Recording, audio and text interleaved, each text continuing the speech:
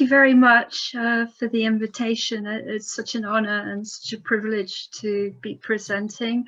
I wanted to thank World Triathlon Edmonton as well as the University of Alberta for that.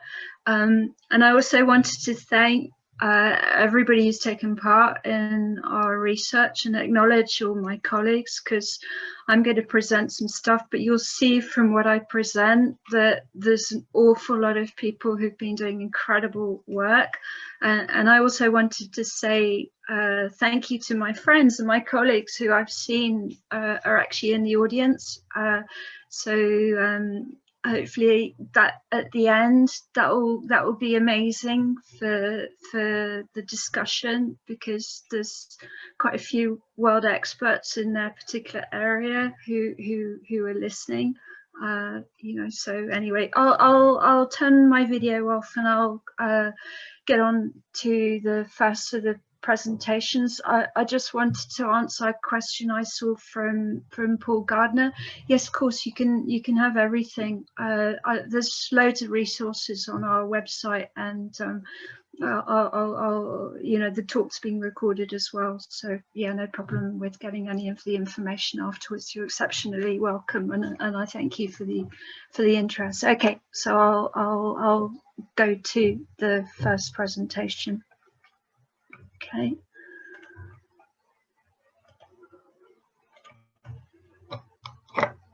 Right.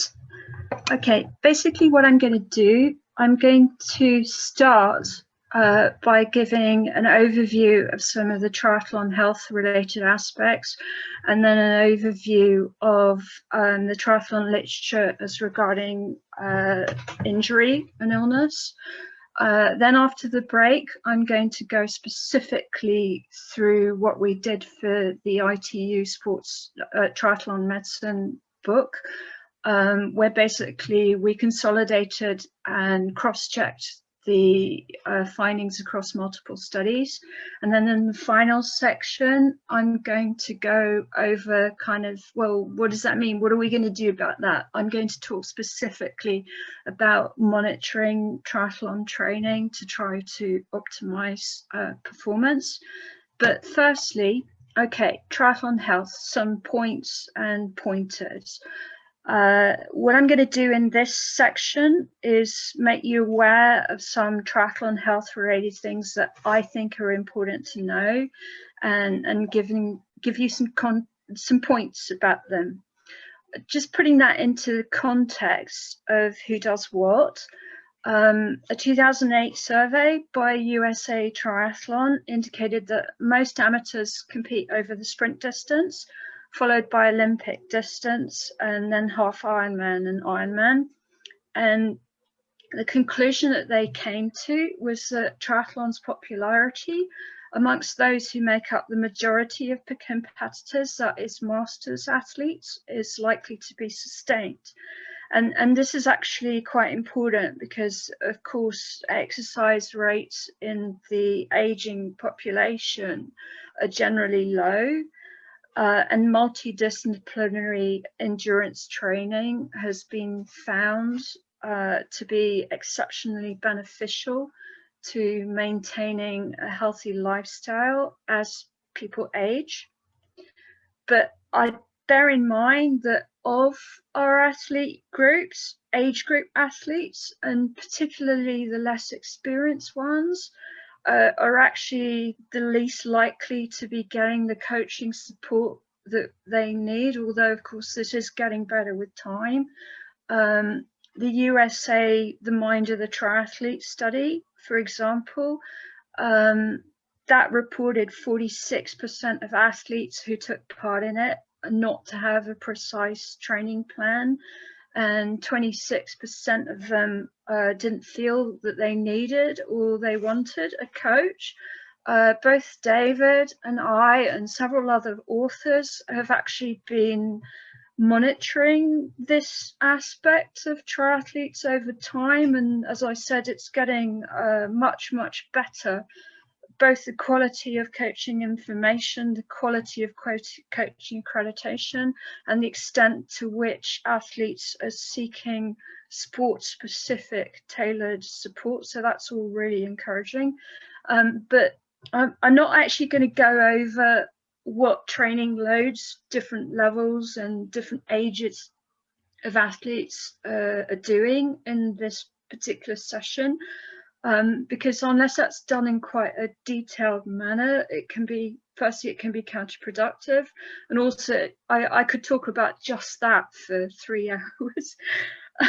I could do at least 2 talks. I could go over, you know, triathlon training loads for which we've got an enormous amount of data, in the context of, and discussing the key performance parameters and the basic exercise recommendations for masters athletes. And then I could also go through, you know, in triathletes, what kinds of distribution of training intensity they do, what the implications of that are for performance. This links back to Professor Seiler's talk and or maladaptation. But I wanted to make the point that some authors have suggested that at least some triathletes may be undergoing excessive amounts of exercise. That's not actually defined as, and it's difficult to define what excessive actually is when you kind of get into it. But why would that actually matter anyway? Because basically, it could be associated with an increased risk of cardiovascular events for a start, and it could be potentially associated with a change in immune status. And what we think as well is that the load between, say, exercise and health, the shape of it, of the relationship, is going to be different in different levels of athletes, between age groupers and elite athletes, for example. Okay, so what's the evidence of a spectrum of potential problems, at least in some athletes? Well, although, and this is a point that I'd stress, I hope I'm not talking too fast, by the way. This area of the field is in its early stages. I basically tried to do a review of everything that had ever been you know, published on triathlon and health, and there wasn't actually the data to be able to say, well, this happens in Olympic distance, this happens in long distance yet.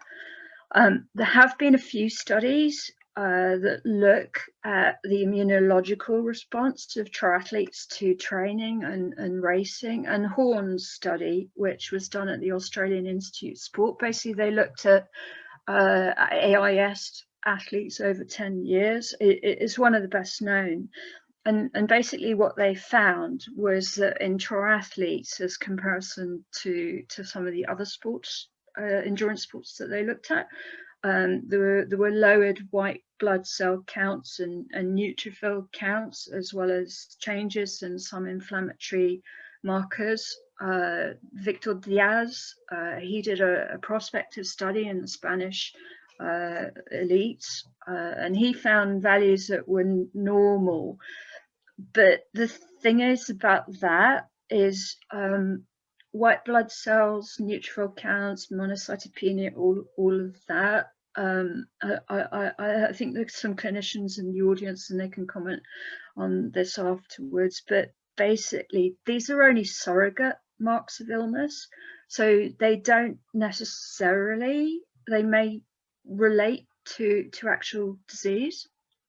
But yeah, okay, disease. So what extent does that actually happen?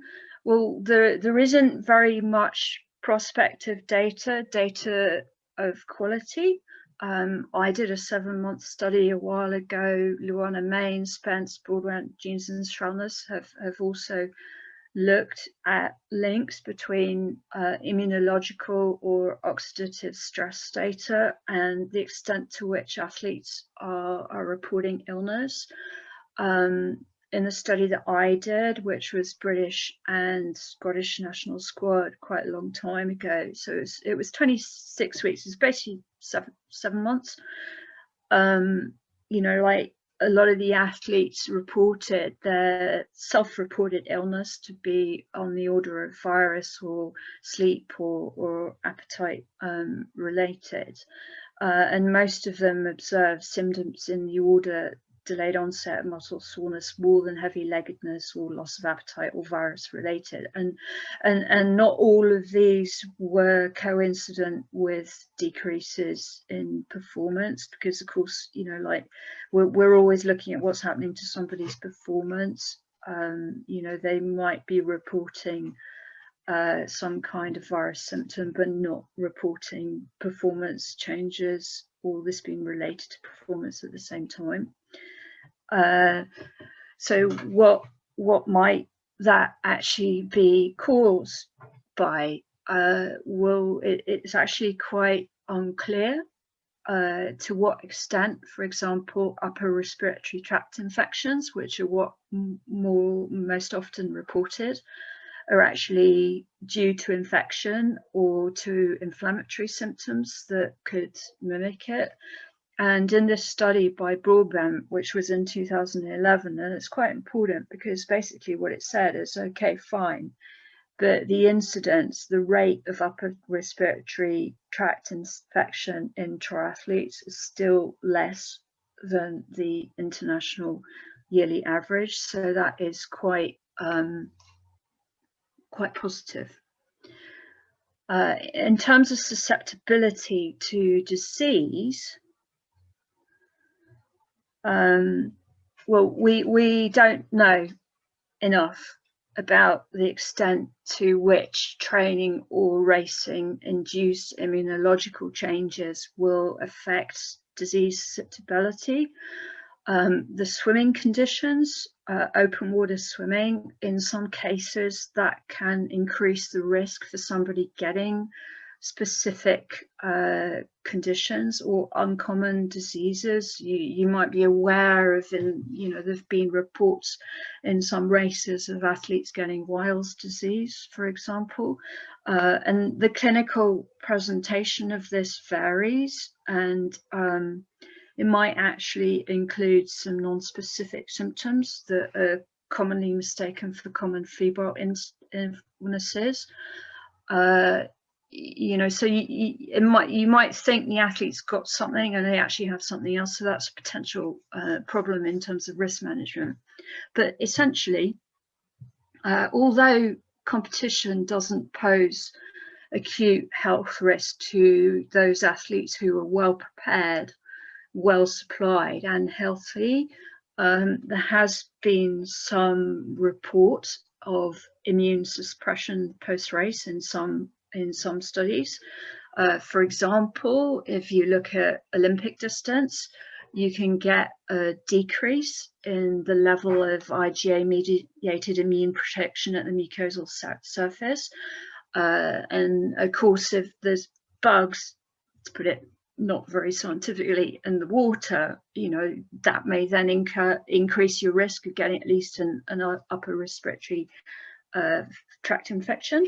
If we look at Ironman, longer distance, different intensity of racing, neutrophil death has been seen immediately post races, and changes in oxidative stress and immune markers as well, pretty much post races. You know, so that's something to keep aware of.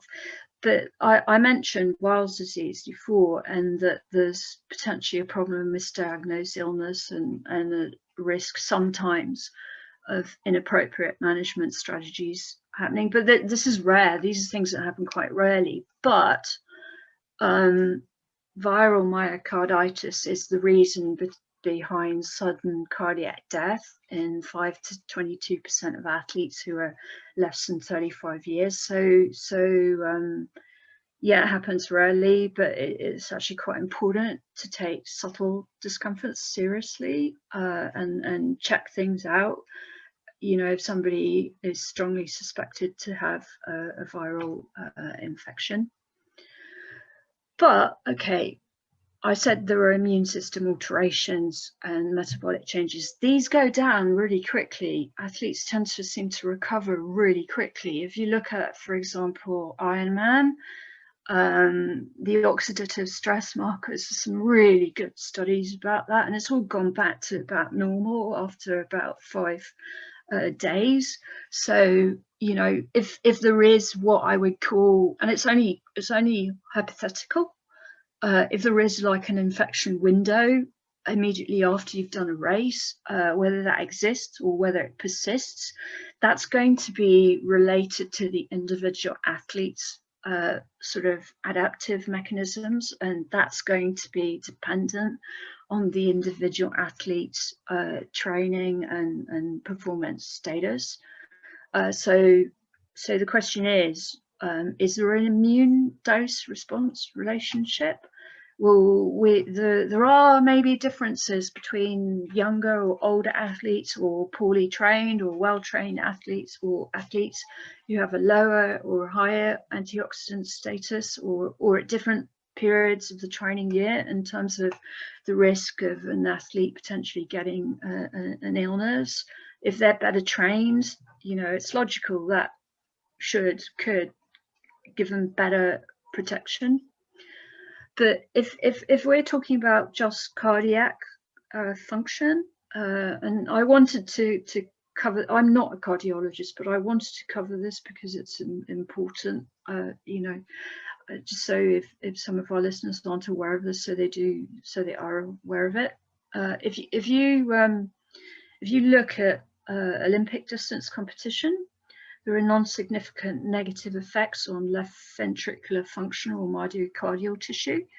Some authors have reported abnormal changes to left ventricular function that happen with increasing race distance.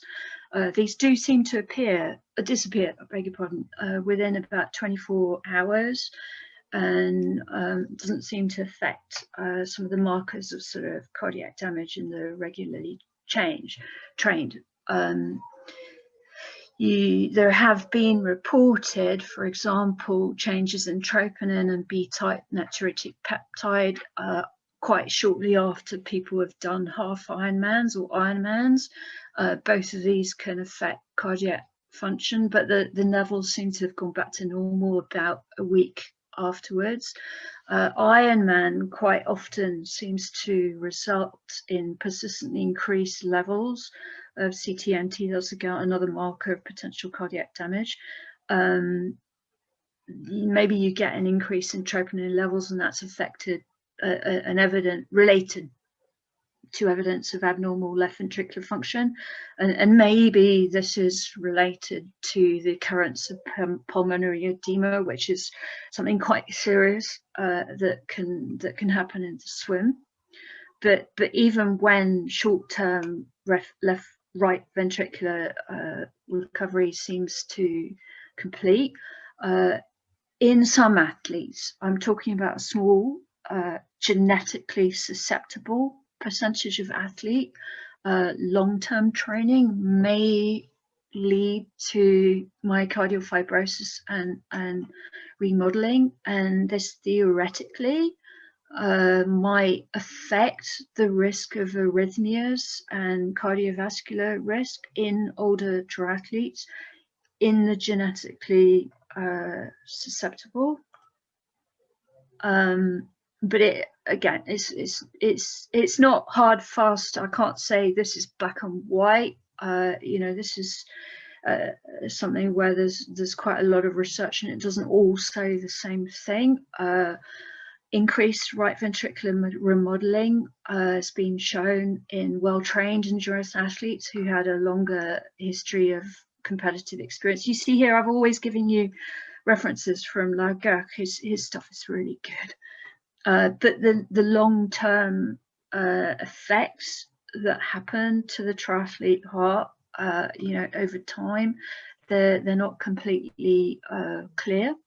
But some of the things that have been noted are like increased ventricular premature beats after a maximum exercise test in well-trained triathletes, But it wasn't the best ones with the best results who had the most characteristics of this kind of hypertrophy, and it wasn't the ones who had the greatest training volume who had the most extensive heart adaptations.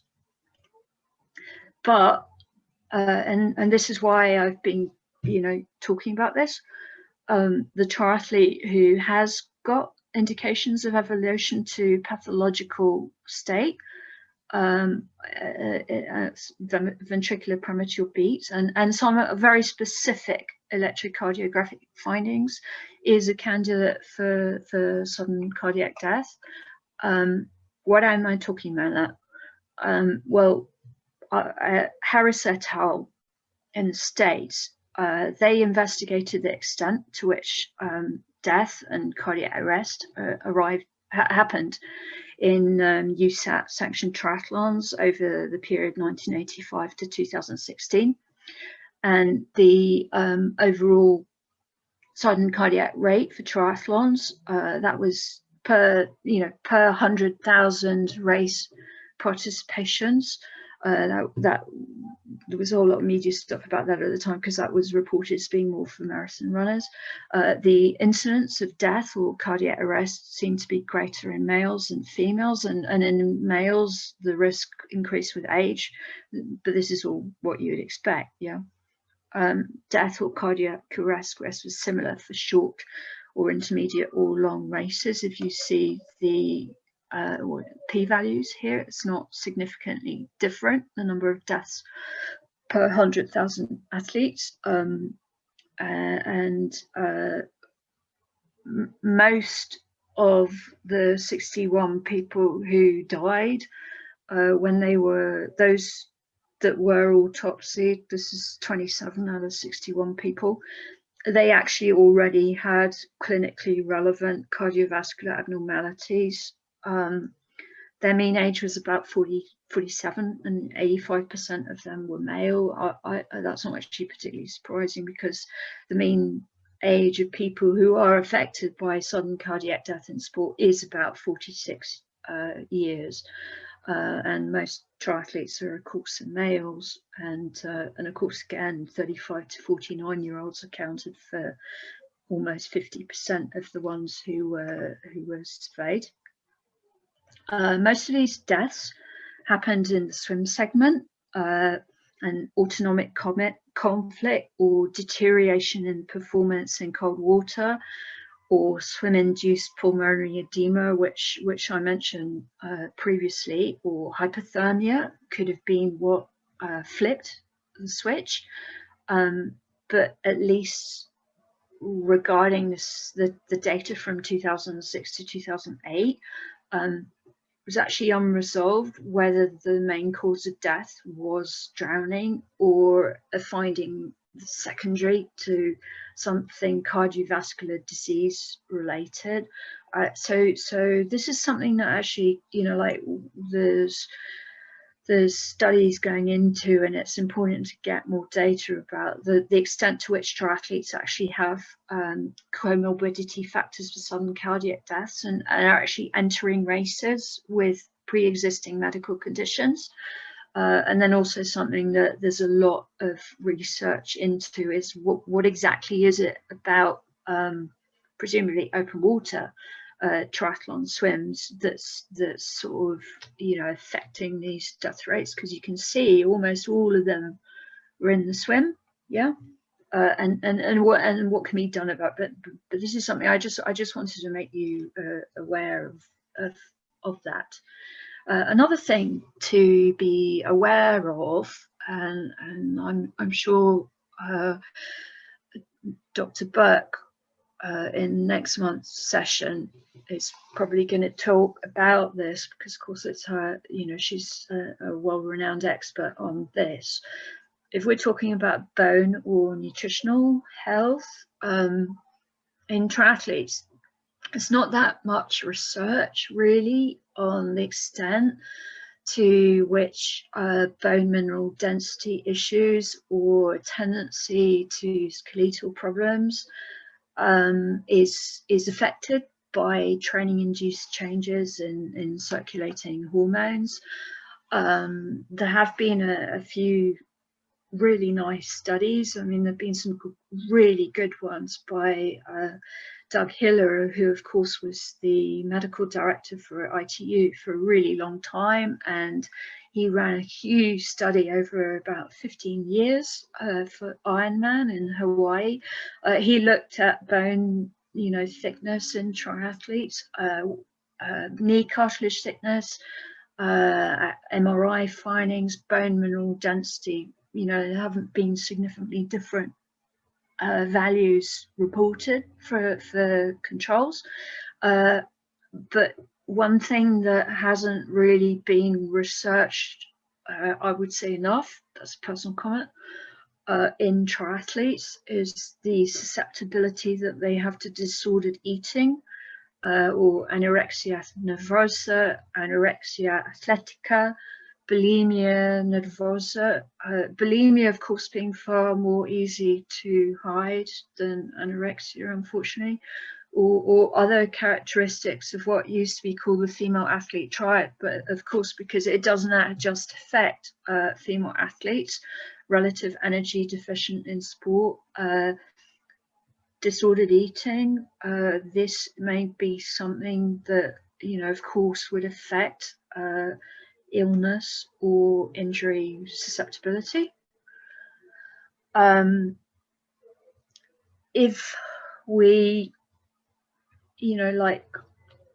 talking about catastrophic injury, so I mentioned sudden cardiac death in the swim, that these do occur, whether they're pulmonary or cardiac or cycle crash or exertional or hydration related injuries. Or even one of my friends, I don't know how he did this, but I remember him complaining to me that he only came third in the Ironman in the UK because he was on the bike and a bee flew into his mouth and bit him. He still came third. I mean, if it had been me, I'm allergic. It would have been the end of me. But yeah, they occur, but unfortunately, they're not that much related in the academic literature. Most triathletes rate their mainly gradual onset training related injuries as being quite minor or moderate in severity. But just one point, I mentioned this in the intro podcast.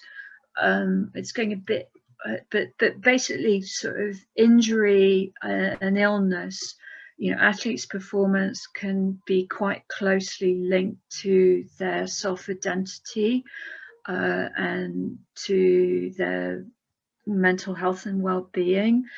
This is a link to some recent talks and information from the Amsterdam collaboration on health and safety in sport, which is one of the IOC research centres, because in mid-September, the IOC released some toolkits for helping both medical practitioners, but also the peers of athletes, so their coaches, their friends, their family, their significant others, to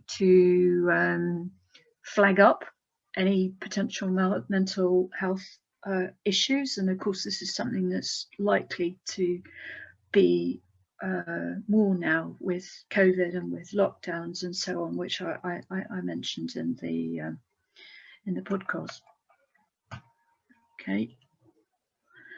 So I said that the proportion of adults who are suffering from injury. So here, if I'm looking at the definition of injury being causing stopping training for at least a day, or reducing training, or looking for medical aid, that can be anything between about 29 and 90% of athletes at one time, and injury profiles may differ with age groups or ability levels and event distances.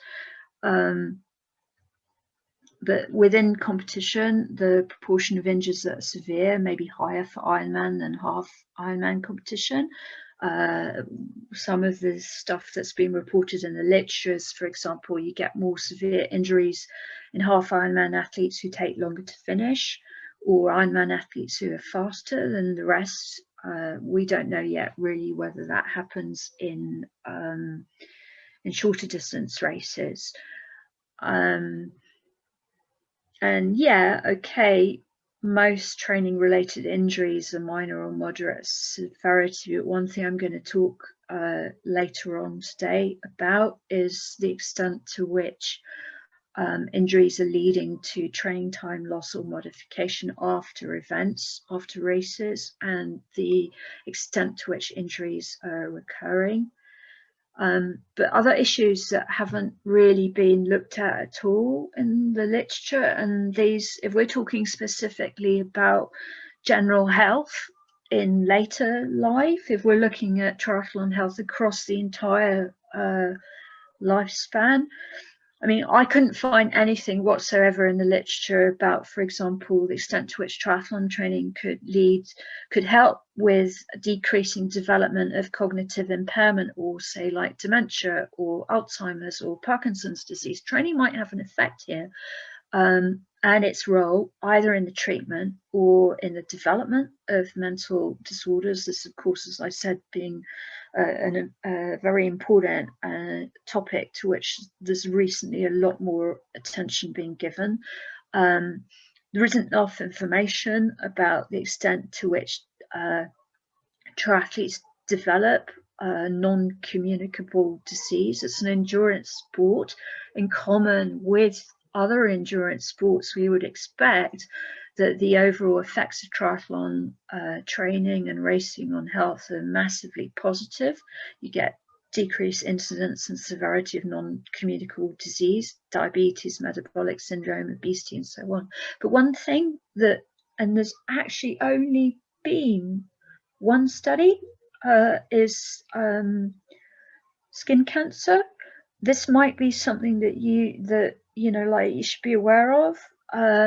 You know, like maintaining enough skin protection, because if you think about it, there's difficulties in maintaining skin protection during competition with water immersion and with the sweating. There was only one triathlon specific race study that I could find, and even with sunscreen, Ironman athletes were a bit above the safe limit for ultraviolet radiation. They weren't putting it on enough.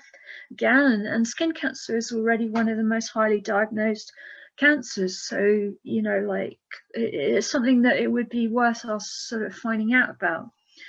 So anyway, just in terms of general health, the take-home message that I'd say from this bit is basically it's worth doing preventative health screening and monitoring signs and symptoms of maladaptation. So flagging up and addressing any problems before they become significant, being careful to recover adequately after competition, being careful with sun protection, and of course getting help or information from reputable sources.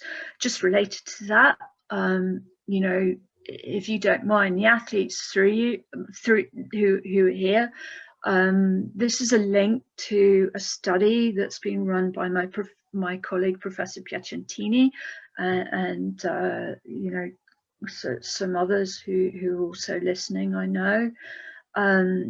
You know, I was talking about, you know, training changes during the COVID-19 lockdown. This could impact on injury risk. So this is a survey about that. You know, if you wouldn't mind taking part in that, that would be all right. It's literally like five minutes. Okay, what I'm going to do now is I'm quickly going to go to my second talk.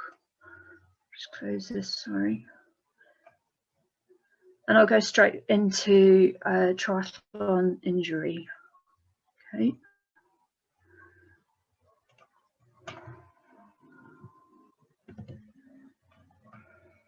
Check. This is, whoops. Hang on. Thank you, Dr. Put it Vleck. on. So I'll share it again. After the 20-minute session, we'll do our first break. Yeah, perfect. Thank you. Okay. So I'll share.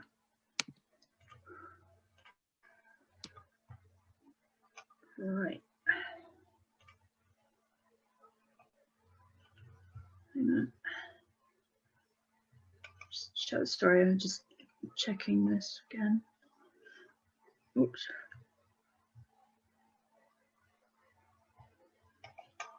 My computer's got so much stuff on it, it takes a while sometimes to sort of get going, so sorry about that. Okay. Trying to get it shut. Okay, right, yeah, perfect. So yeah, as you know, we've got all these triathlon distances over a variety of conditions, formats and age groups, and triathlon's increasing in popularity, but this hasn't been matched by that much until quite recently. An increase in the quality and the quantity of triathlon injury research. So what I'm going to do here is sort of give you the background of the extent, the severity, the risk factors for triathlon injury, touch a little bit on measures for injury prevention, and make some points about, you know, what would be good for being able to translate research findings into real world health and safety gains, and that's basically setting the scene for part 2, which is the chapter that myself and Dr. Herden did for triathlon medicine, which was published this year by the ITU. It's edited by Sergio Migliorini, and it's all about medical aspects of triathlon. And yeah, the literature that I'm talking about here, it's just some of the sort of background. Basically, you know, there were about 50 publications. There's only one long-term prospective study that's truly prospective, and it's over 6 weeks. That was one that I did, and the largest database, which I mentioned, was from Doug Hiller. That's actually largely unpublished. And the main problems with the literature to date, most of it's retrospective, it's recall stuff, it's not random, you've got small samples, you've got low response rates, you've got response bias, you've got inconsistent definitions and recording of injury, you've got, and this is important in terms of, you know, knowing what to do in the future to prevent injury, you've got little validation against medical records, and the groups of athletes who've been looked at, you know, people sometimes in the studies, they mix them up. They have like males and females in the same study, or Olympic distance athletes and long distance athletes in the same study. And, you know, like they don't look maybe enough in detail about what risk factors, or they don't look at, you know, why didn't somebody do my study? It might be because they are injured or they're not, you know, so you can get slightly different kind of results from that, and other things that would have affected the quality of the data, of course, that, you know, like the changes in time and in line with the real changes. So right, what does the literature actually say? It said that injury could affect about 29 to 91% of athletes at one time, using that definition that I've got there.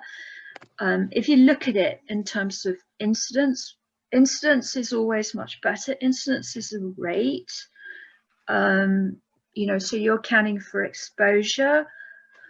These are the kinds of values that have been reported by some of the athletes, like me for Olympic distance, here by Egerman for Ironman distance athletes.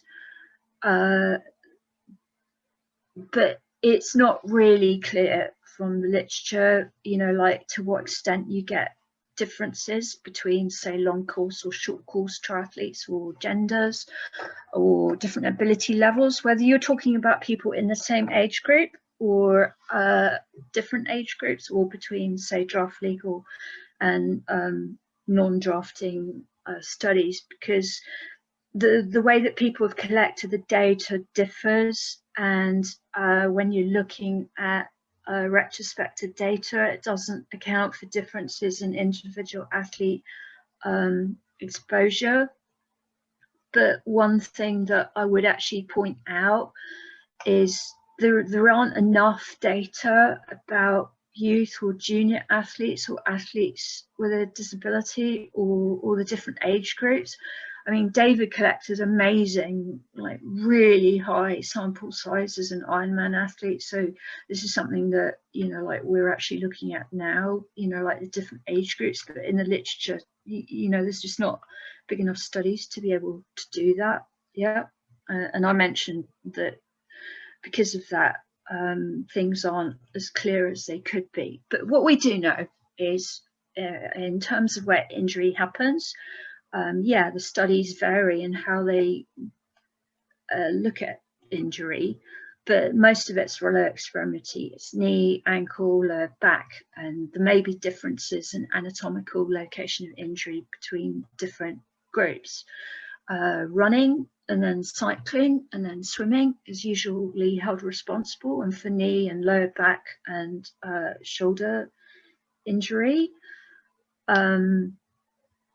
But the multidisciplinary nature of the sport and the lack of incidence data makes it actually a bit difficult to like really pinpoint that. There's not that many studies that look, for example, at injury specifically in the bike run transition and the extent to which an injury is due more to cycling or to running or to a combination thereof. But various authors, and we actually have some data about that, think that the bike run transition is a period of particular risk for both lower back and knee injury. And if you look at training versus competition injury, in the literature, okay, it's everybody thinks, yeah, of course, competition, more injury. Well, actually, you can't really say from the literature because there isn't the exposure data. You know, I've got some data, I'll go over it for that in Olympic distance athletes, but it's only like preliminary.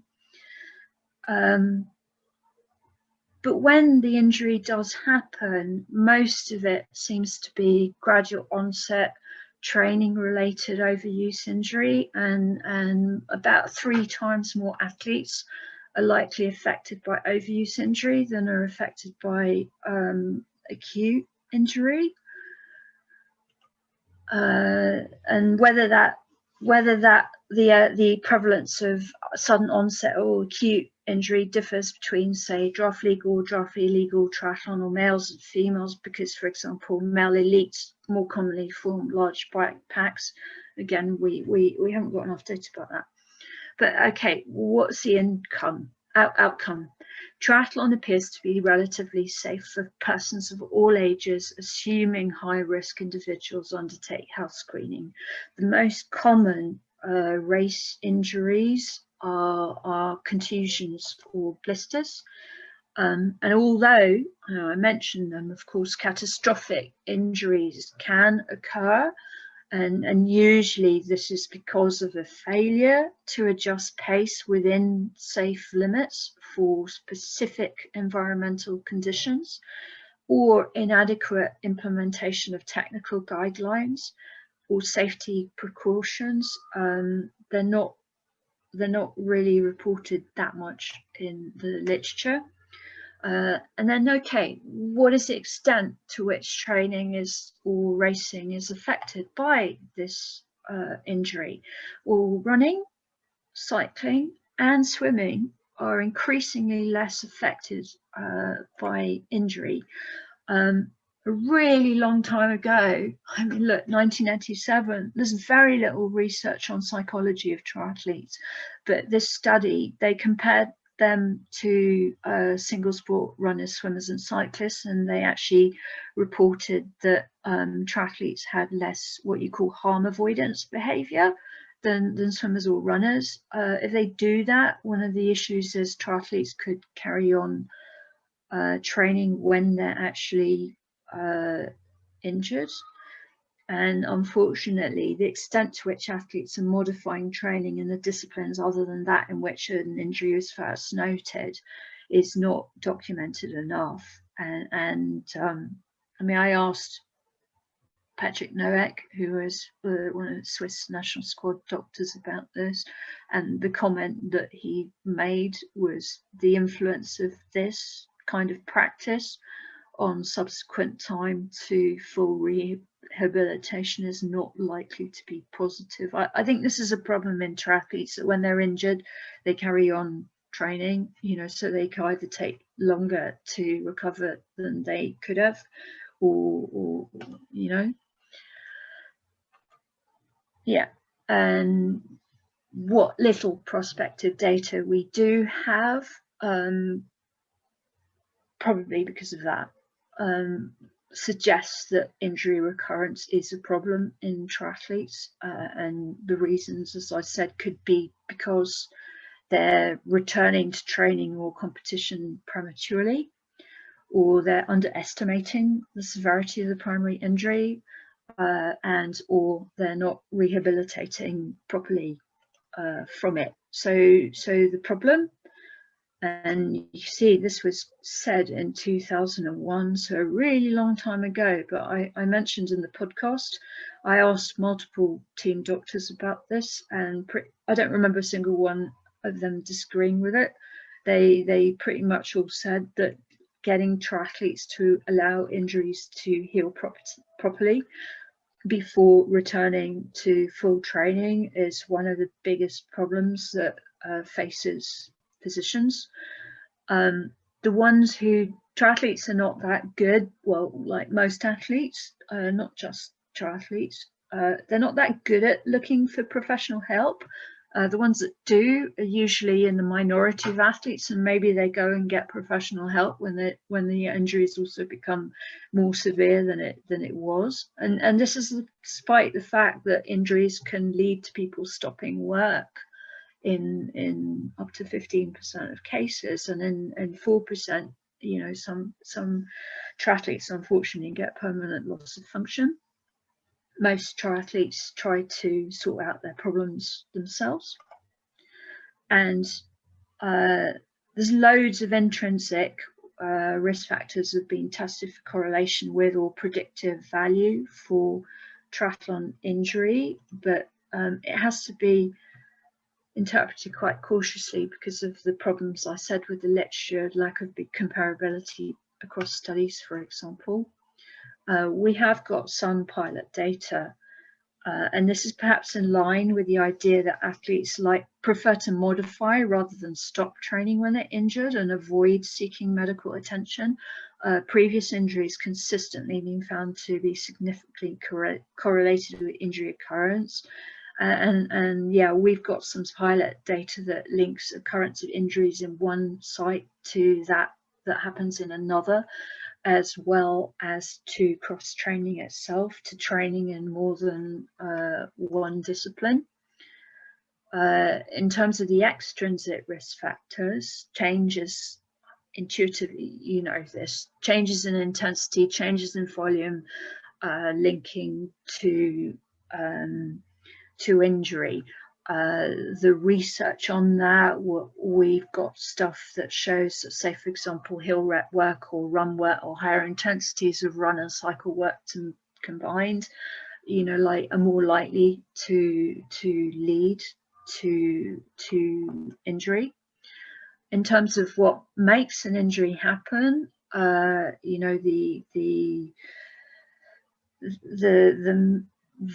inciting events and the main preventative measures that are implemented in sport, measuring air and water temperature, changing race conditions accordingly, technical guidelines relating to swimming and course designs, and of course medical, these are some of the inciting events. This is what you do about it. Medical guidelines, of course, these are all really important. But one thing that we don't have as yet is enough information about the potential cumulative risk for injury of cross-training and the negative consequences for successful rehabilitation of injured athletes going on training in another or two or three, or if you can, weight training for disciplines. So this is something that we really need. We need continued rigorous scientific study of the effectiveness of the guidelines, you know, that are implemented in races that athletes are given for their training, what the repercussions of those are for injury. This is actually crucial. So one thing that is needed is, you know, like a consensus statement for measuring injury and illness across multiple races. So you end up getting large enough sample sizes, and that would need it to also be usable in triathlon training research. If we're going to get that, like really get information that is of high enough quality and high enough quantity to be able to see what might be translatable into changes and improvements in practice.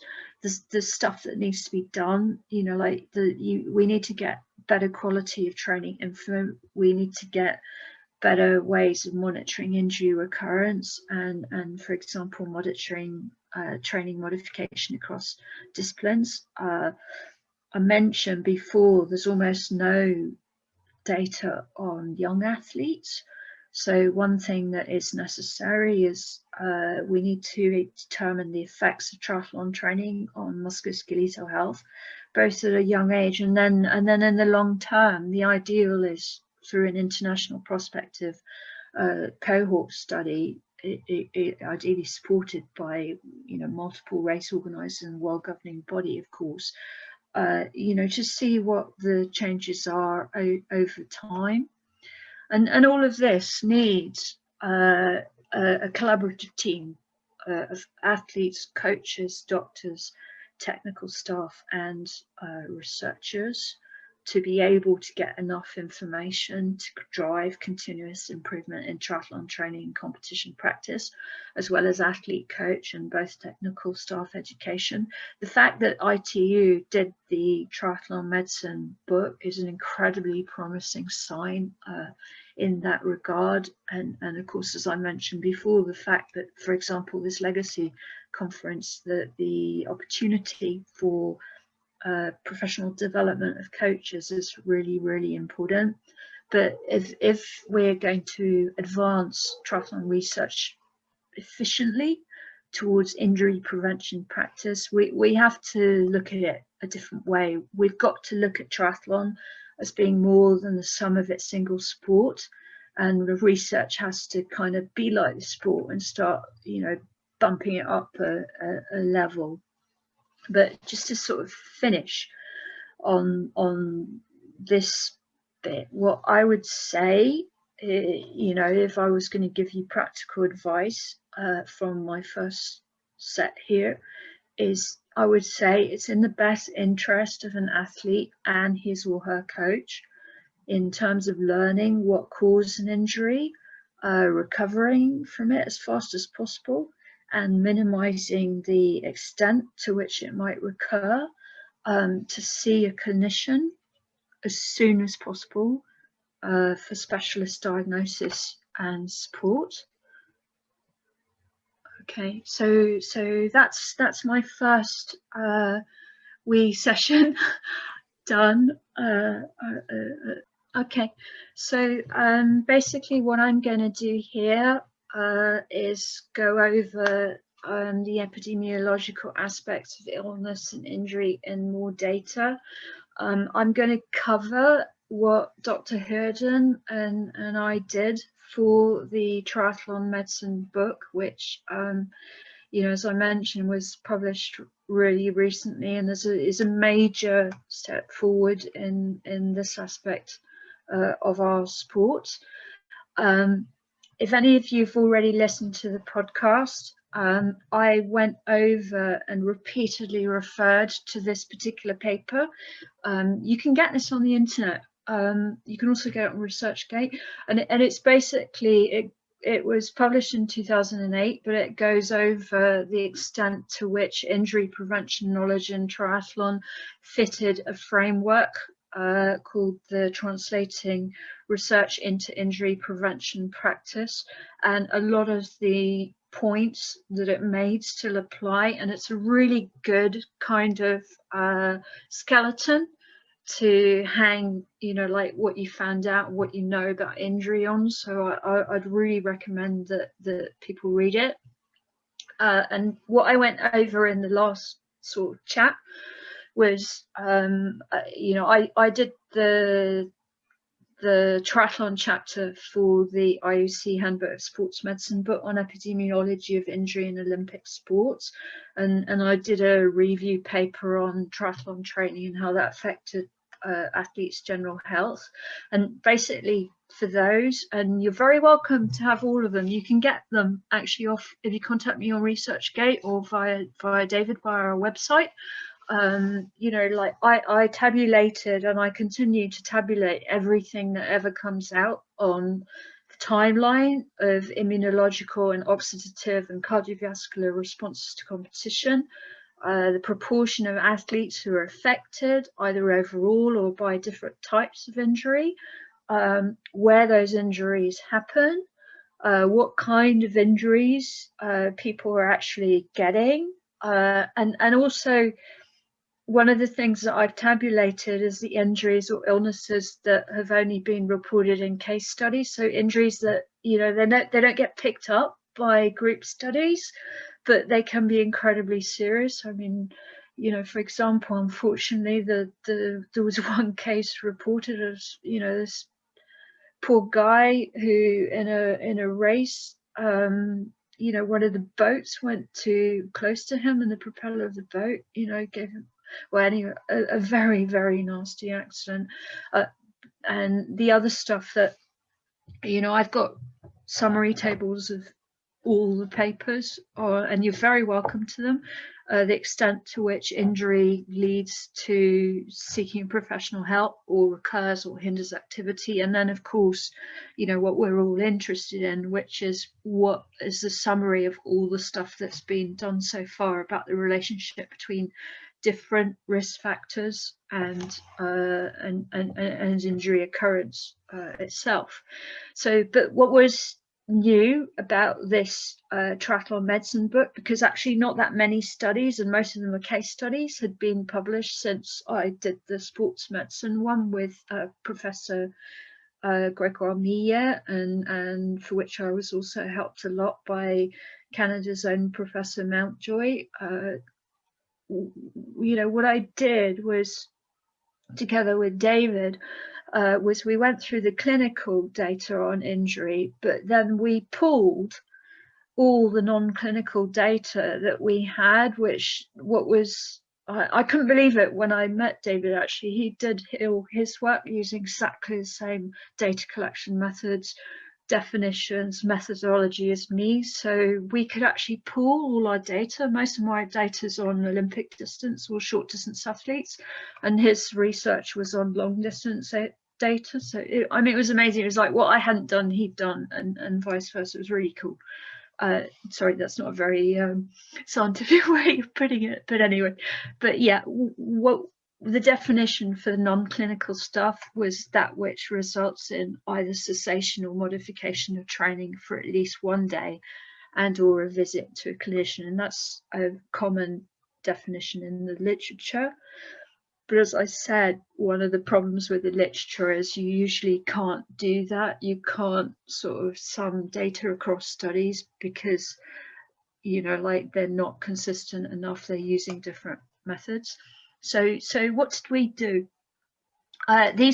You'll see these as I go through the slides.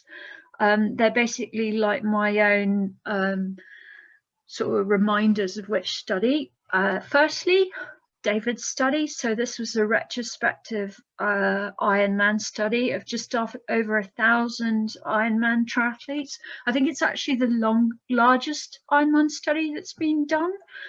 I did you know, study with British and Scottish national squad athletes, where that did have both Ironman and Olympic distance athletes, and they reported, say, training data as well as injury data for the equivalent period of their training year. And I also had, you know, age groupers in that.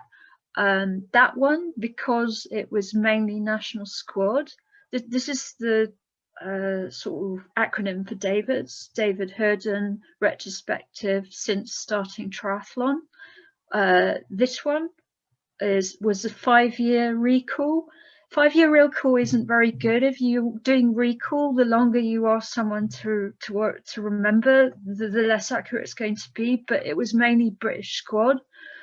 So the problem is, you know, like if you're only looking at 1 or 2 national squads, you're not going to actually get enough instances of injury if you only ask them for, you know, like the optimal, which is a month. So that was why that was 5 years.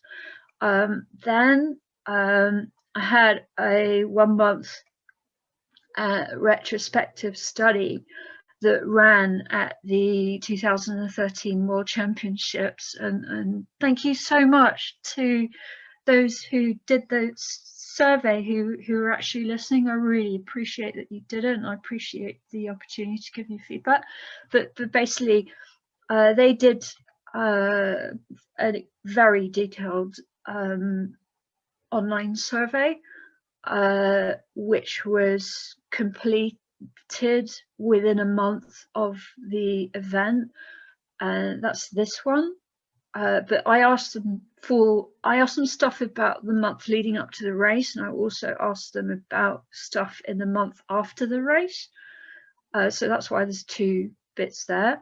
And then at the same time, I mean, I was very, very fortunate. I was invited to sort of do some work in the medical tent, you know, so I logged and analyze the medical data from that event. Clinical is always the best kind of injury data, so this was amazing to be able to get that.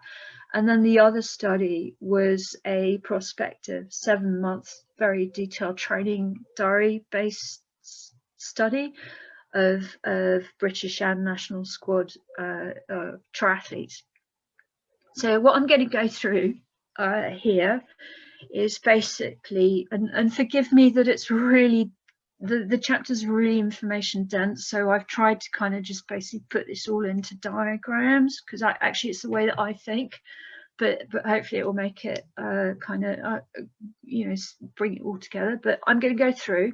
So across all of those studies, what I looked at was who was affected, where did the injury or illness happen, when did it happen, what was the outcome, what were the risk factors, what were the initiating effects, and then, you know, like, what could you do about that?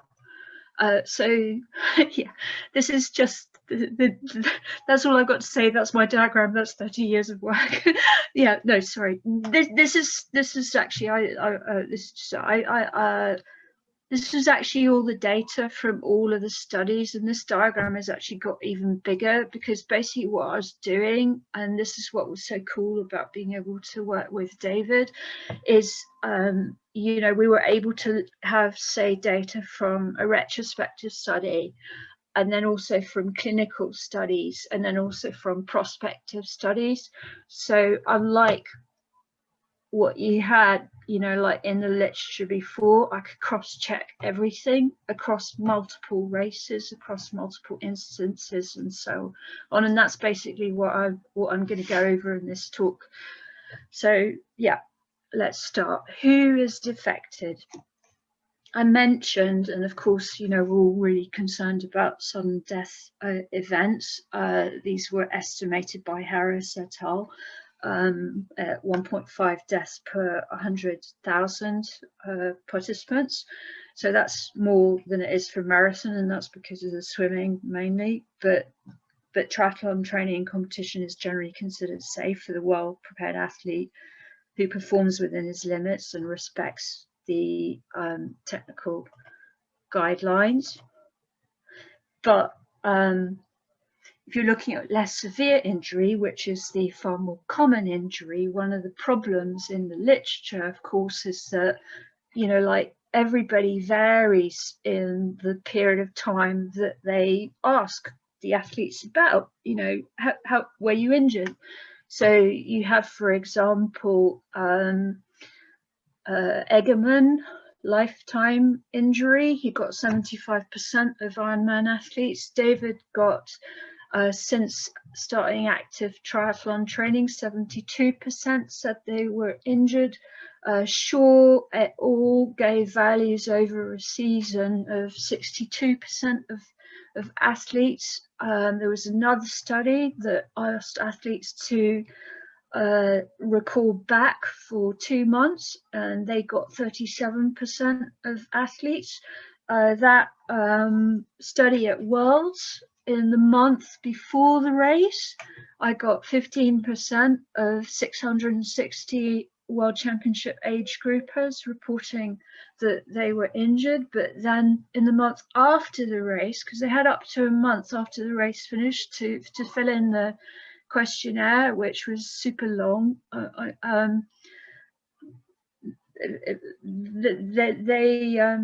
then 26% of them after the race said they were injured right now.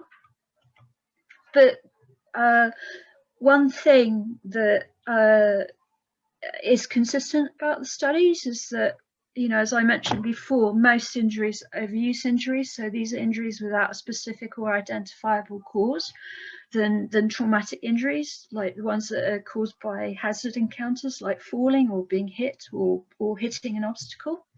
There's only been one study so far that's used the same methodology to compare prevalence, the instances at a specific time between of overuse and traumatic injuries, you know, between different sexes, between different abilities, between different event durations.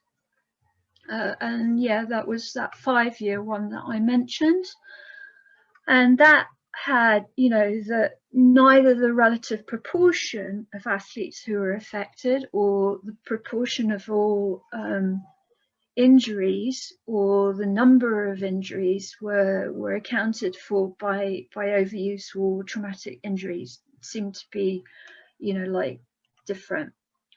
In terms of age groups, I did actually look at this from Worlds, and I got data up to the age of 79, but I only got maybe 30 or 40 people in each group. And that suggested that the proportion of athletes who've got self-reported, so mainly training-related injury, doesn't really differ across the age groups. You can see I put lines of best fit. If we look percent injured, here's the age groups. Yeah, and you can see injured about the same. You know, percentage of ill, you know, that does seem to be changing with age. But the problem here was I didn't actually get so many people answering that particular part of the questionnaire, because they were probably fed up by then because it was really, really long. So it was a really small sample size, so that I only got 197 people answering that particular question. So that's something that it needs to be looked at. But the percentage of them that were injured while they were actually racing, you can see it was pretty much exactly the same across all of those different age groups. What about competition related injuries? So here I'm looking at the medical tent data from 2013. Well, it is completely logical that the extent that that occurs and its distribution is going to be similar, but it's also going to be different in some ways from competition related injury, because of course in a race, you know, like you've got closed roads, and that's not usually happening when you're training. And the level of crowd related injury, both in the swim, which is probably something that relates to that sudden cardiac death. I mean, you know, some Raina, I think, put a question on the chat about, you know, the influence of the introduction of rolling swim starts. You know, has that had any effect on problems in the swim? the level of risk of crowd-related injuries, both in the swim and the cycles, probably higher during races. The medical tent data, so this is prospective data. It was literally, we were logging this as me and a colleague were logging this as people came through the medical tent. That indicated that the extent to which they presented for medical assistance was actually different between the males and the females. It was higher in the females, and we got the same result across the different race distances, like the team relay, the sprint, or the Olympic distance, except in the case of an open race, which was held at the same location and over the same weekend, but of course for which, you know, athletes didn't actually have to qualify. We didn't actually classify injury as such, illness as such within the medical report forms, but in all of these age, sex, race, format, and wholly short distance race distance groups that were looked at, much more of the athletes were presenting with what we call topical problems. So this is stuff like just abrasions and the needed like medical assistance for musculoskeletal issues like strain or potential fractures, or constitutional issues like exercise-induced asthma, for example. I did actually have illness in my prospective study, my 7-month training diary study, and it would be really cool if I could compare the data directly from training and racing in terms of exposure, because they're both prospective data, but unfortunately I couldn't, because in the training diaries it was self-report of incidents, so I was looking at stuff that the athletes could tell me about and could log themselves, so stuff like, you know, virus, cold, flu, you know, and so on, whereas the medical stuff of course was clinical quality information, so couldn't. But one thing that did come out of this prospective study, so these values are all massively different because this was ages ago, and it wasn't basically the athletes filled in diaries and they posted them back every month, and I changed universities halfway through, so a whole load of them went missing. That's why there's like almost nothing on here. But what I wanted, you know, like you to get from this table, and forgive me, I hope I'm not like totally flooding you with enormous amounts of data. I hope it's not too much, but what I wanted to get across from this particular table is, if you look at this and you go, you know, the number with no injury, no illness, and no performance decrement for any month, and this is per 10,000 trims. This was a calculated measure of training load across swimming, cycling, and running. It was almost none of the time that the athletes didn't have anything at all potentially wrong with them. And one of the other things is, if you look at both injury and illness, a lot of the time athletes would have an injury and an illness. So it's actually maybe a problem with the literature where this hasn't actually been kind of like looked at very much. But, you know, if you're looking at an injury and you're asking an athlete about the severity of that injury in terms of to what extent their training is affected, well, you know, if you're not actually looking at illness at the same time, you don't know how much that effect of the severity of affecting their training is actually due to the injury or just to the illness, or the other way around. It kind of like it introduces confusion anyway. But okay, so yeah, I couldn't directly compare the training and competition related injury, but of course this is something that, you know, we're all really interested in, at least I am. So I kind of tried to get it a different way in that 7-month study. So that was about 70 odd athletes, and they all were basically competing mainly in non-drafting competition, and they were all concentrating on their national championships, which was about here, and then European championships, which was about here. And I wanted to know, yeah, okay, well, which type of training cycle of these were they more likely to get injured? And what I did was I asked them to log this, which training macrocycle they were in. And even though they were all concentrating on the same races, on, you know, like the national qualifiers for Europeans here and then Europeans there, you can see that the proportion of them that were in a specific macrocycle was different.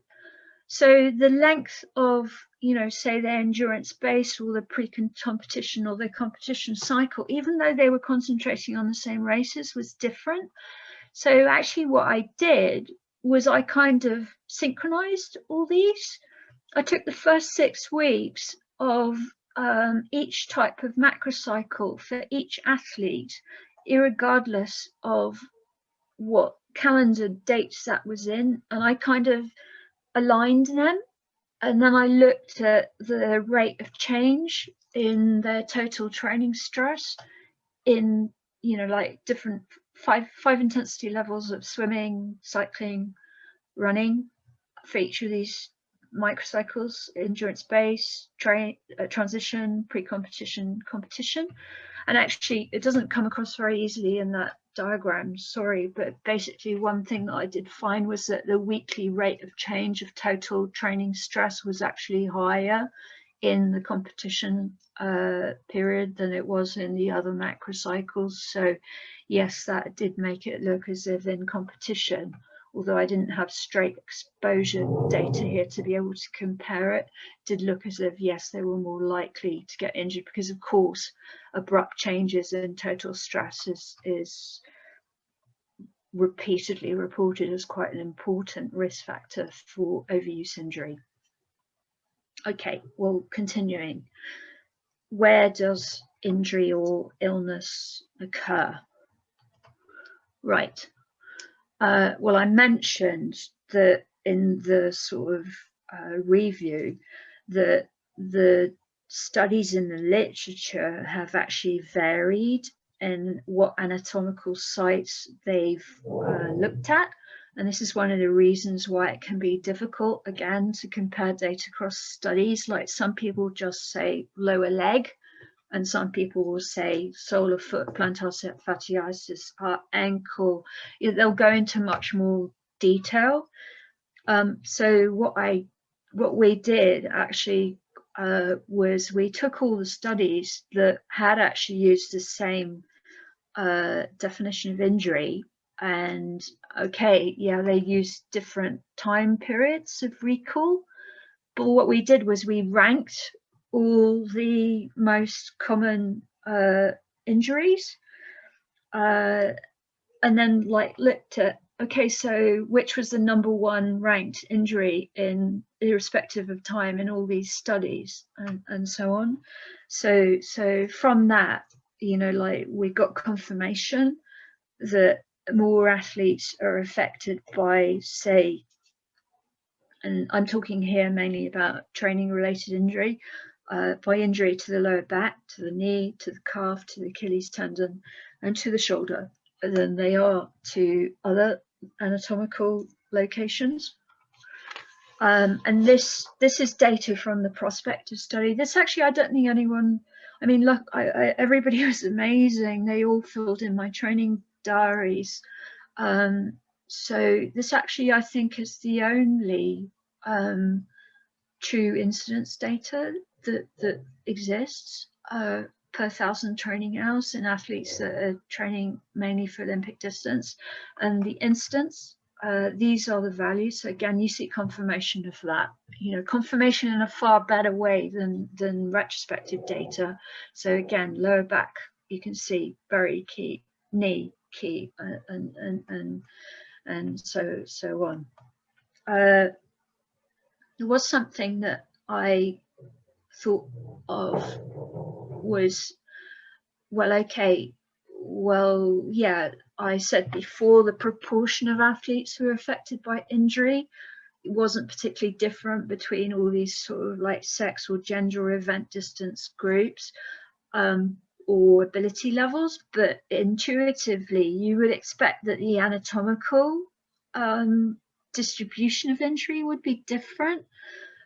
Because of course the training is different between, say, Olympic distance and Ironman distance athletes, for example. So this was retrospective data from British national squad and Scottish national squad athletes, and yeah, the sample sizes unfortunately were quite small, obviously, because they were dealing with national squads and it wasn't a multi-country study outside the UK.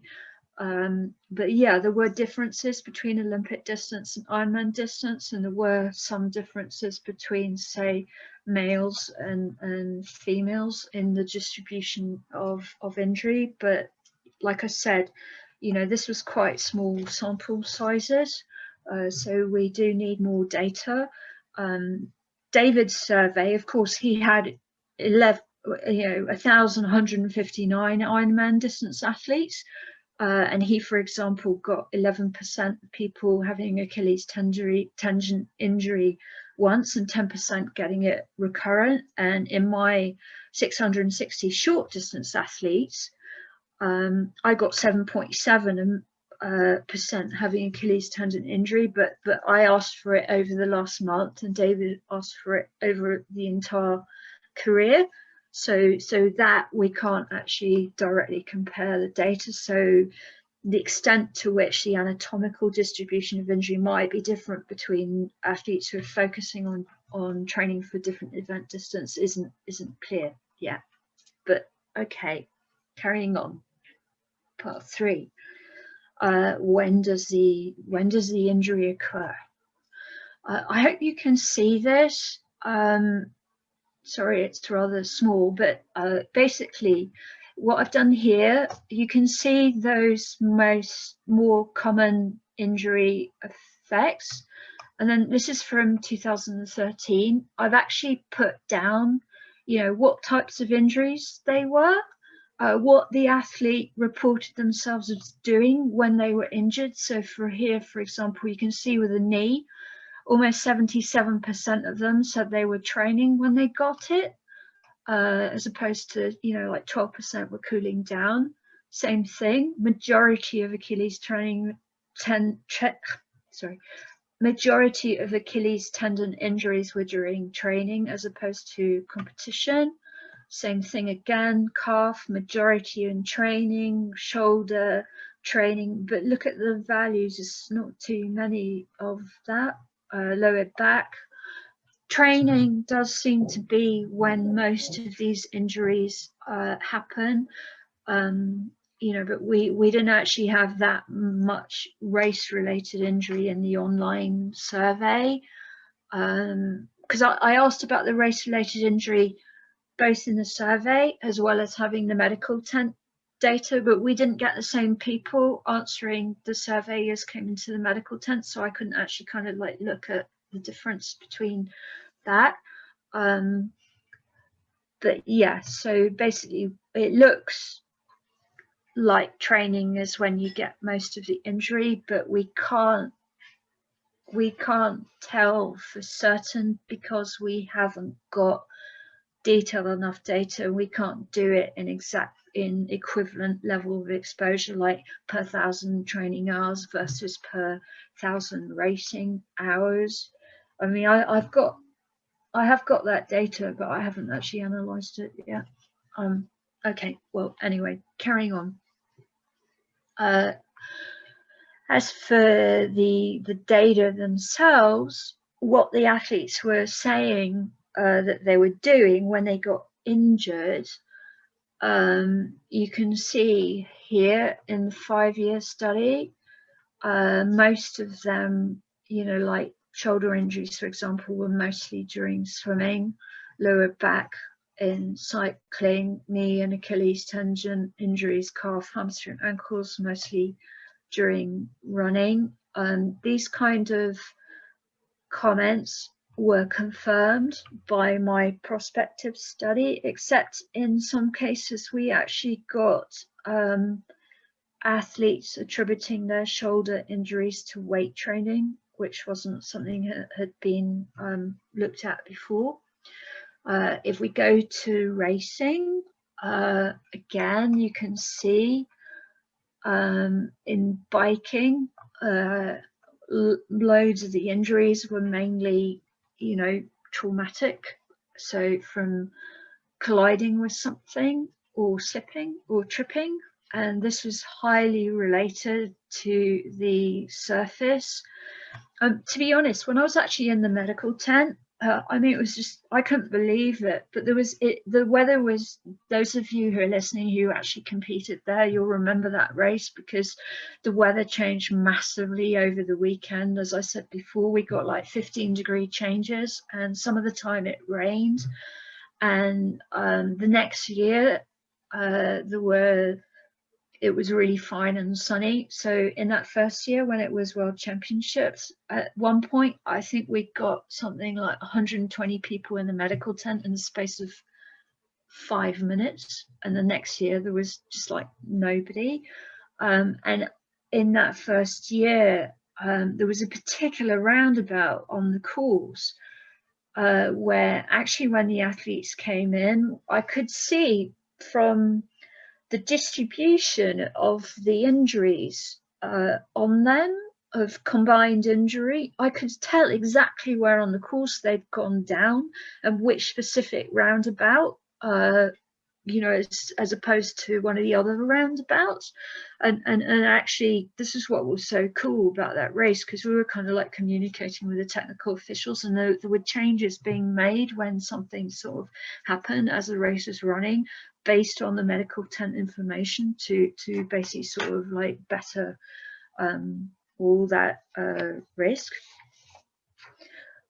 But yeah, okay. Mainly, as I said, in the race, for swimming, it was usually what you call other issues that caused the problem. For the swim bike transition, it was slipping or tripping. For cycling, it was collisions, falls, slips or trips. And in almost 73% of cases, the weather and the surface was considered a major contributing factor to that. For the bike run transition, the injuries again were mainly from collisions, strips or trips. And then in running, the athletes said that it was mainly due to overuse. And this broadly agreed with the medical tent data that was collected. Most of the injuries were what you call constitutional in the case of swimming. So 40% of them would, and 30% were because of chest problems and hypothermia. I said the swim had been shortened to 750 meters. It was really cold, or to topical issues. In cycling, it was mainly, like abrasions and stuff. So it wasn't it wasn't things that were serious. And in running, it was mainly sort of topical and musculoskeletal problems. A lot of these were strain related, and 22% each of these were things like blisters. And then at the finish line, like you got different percentages in terms of what kind of problems these people were presenting with. So, a large proportion of them had sort of chest related problems. Okay, so I did mention the influence of the prevailing weather conditions in those particular races, because I went there for 3 consecutive years, and I noticed, and I think this is something that hasn't really been picked up in the actual academic literature about this. I thought, my personal opinion is the influence of the weather conditions on injury incidence in races. It's probably a lot bigger than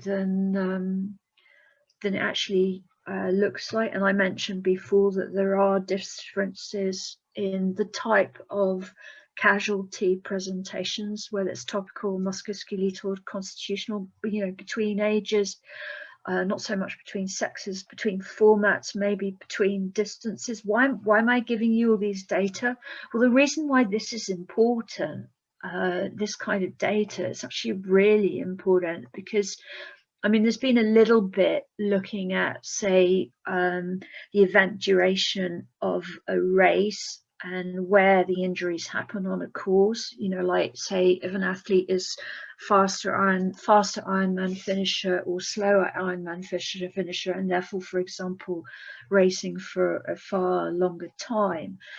The reason why this kind of data are really important is if you have enough of them, then you can, like theoretically, you can actually calculate what kind of medical expertise to athlete ratios you should have in terms of support for different sections of the race. And then you can apportion the people with specialist knowledge of the specialist specific problems that, for example, at the swim exit, you can apportion expertise accordingly. So getting this kind of data is actually really, really important. Yeah. Okay, carrying on. What about injury outcome? Well, this is data from David, and he had, in these long distance athletes, the ones who are affected by swimming injury, since they started regular triathlon training, was about 18.7% of the males, 21% of the females, 19.1% overall. So most of it was shoulder injuries. And mostly it was sort of tendon or muscle related. And then if we look at cycling, and I mentioned the medical tent data and the observational self-reported data from the online questionnaire from Worlds, the athletes were consistently saying that when they had injuries during the cycling, it was from falling or tripping or hitting something else or someone else. And you can actually see this really clearly in David's data, because you see, like shoulder, hand, wrist, that's all, like, you can imagine when somebody falls off a bike, imagine what they hit in that order. And this comes out in his data, yeah, for the traumatic injuries. If you're talking about the overuse injuries, the most common ones were lumbar spine or cervical spine or genital area injuries, and the proportions that were affected in males or females, they were generally pretty similar, except in the case of genital area injury in cycling, which more women were reporting in male than the men. And this is actually unusual because this is something, usually that kind of stuff in the studies, they only look at this in the males. People, I don't remember anyone except from David actually reporting it for females as well, but clearly it's an issue. And then if we go to running, the largest proportion of the athletes who were affected by overuse injuries were in decreasing order, academia, so overall that's 34%. Runner's knee, iliotibial band friction symptom, shin splints, plantar fasciitis, lumbar spine injury, and stress fractures.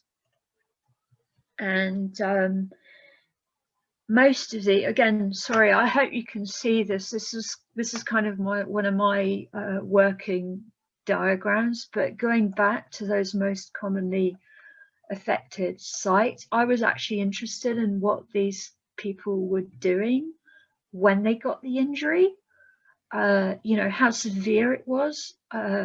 RICE, of course, is rest, ice, compression and elevation.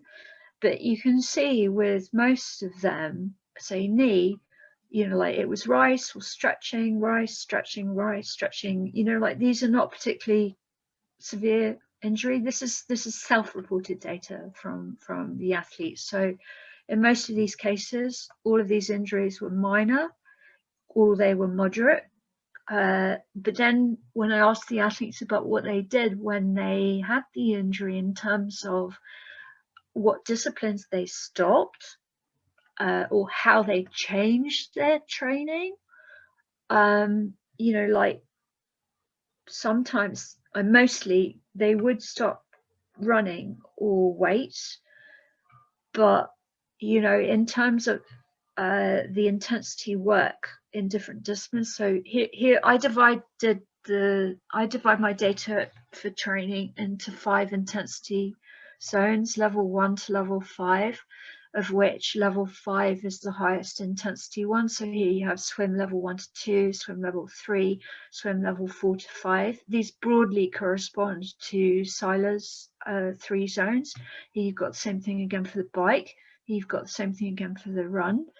You can see here, like say we look at Achilles, you know, like most people, they don't change their swimming at all. They change a little bit, but not all of them are changing their running. If they had calf injuries, for example, you know, like swimming, they're not really changing it at all. They might decrease their volume, but they're not necessarily changing the intensity. So this is, albeit only preliminary evidence of this issue that I was mentioning and that David also mentioned in the podcast in quite some detail, of this issue that potentially there are important effects in terms of susceptibility to injury of athletes continuing to train, or perhaps even increasing their training in the disciplines other than that which in the injury occurred, because triathletes don't necessarily realize, because it's not so intuitively obvious, and indeed we don't know for absolutely sure, because as I said, the data is quite preliminary whether it's the case, that it's not as intuitively obvious that, for example, you know, if you run and cycle, you get transference before them. Gregor Armia and I did a review paper on that. We showed that with data, but specifically in terms of the adaptations that there's musculoskeletal, biochemical, hormonal, and so on values.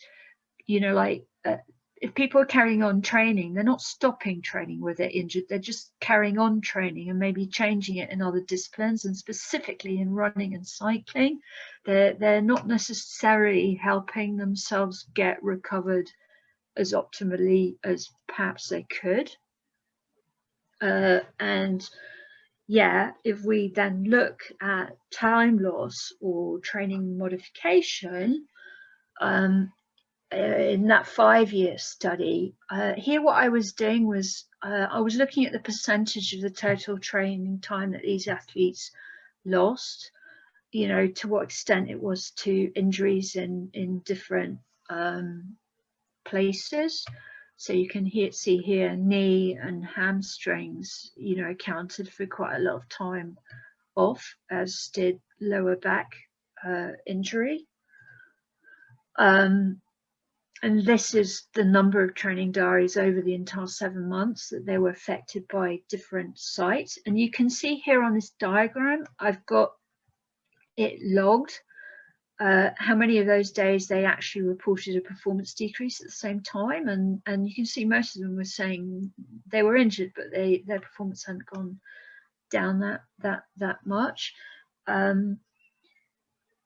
The problem is, if you look here, for example, groin injury, really few people reported that.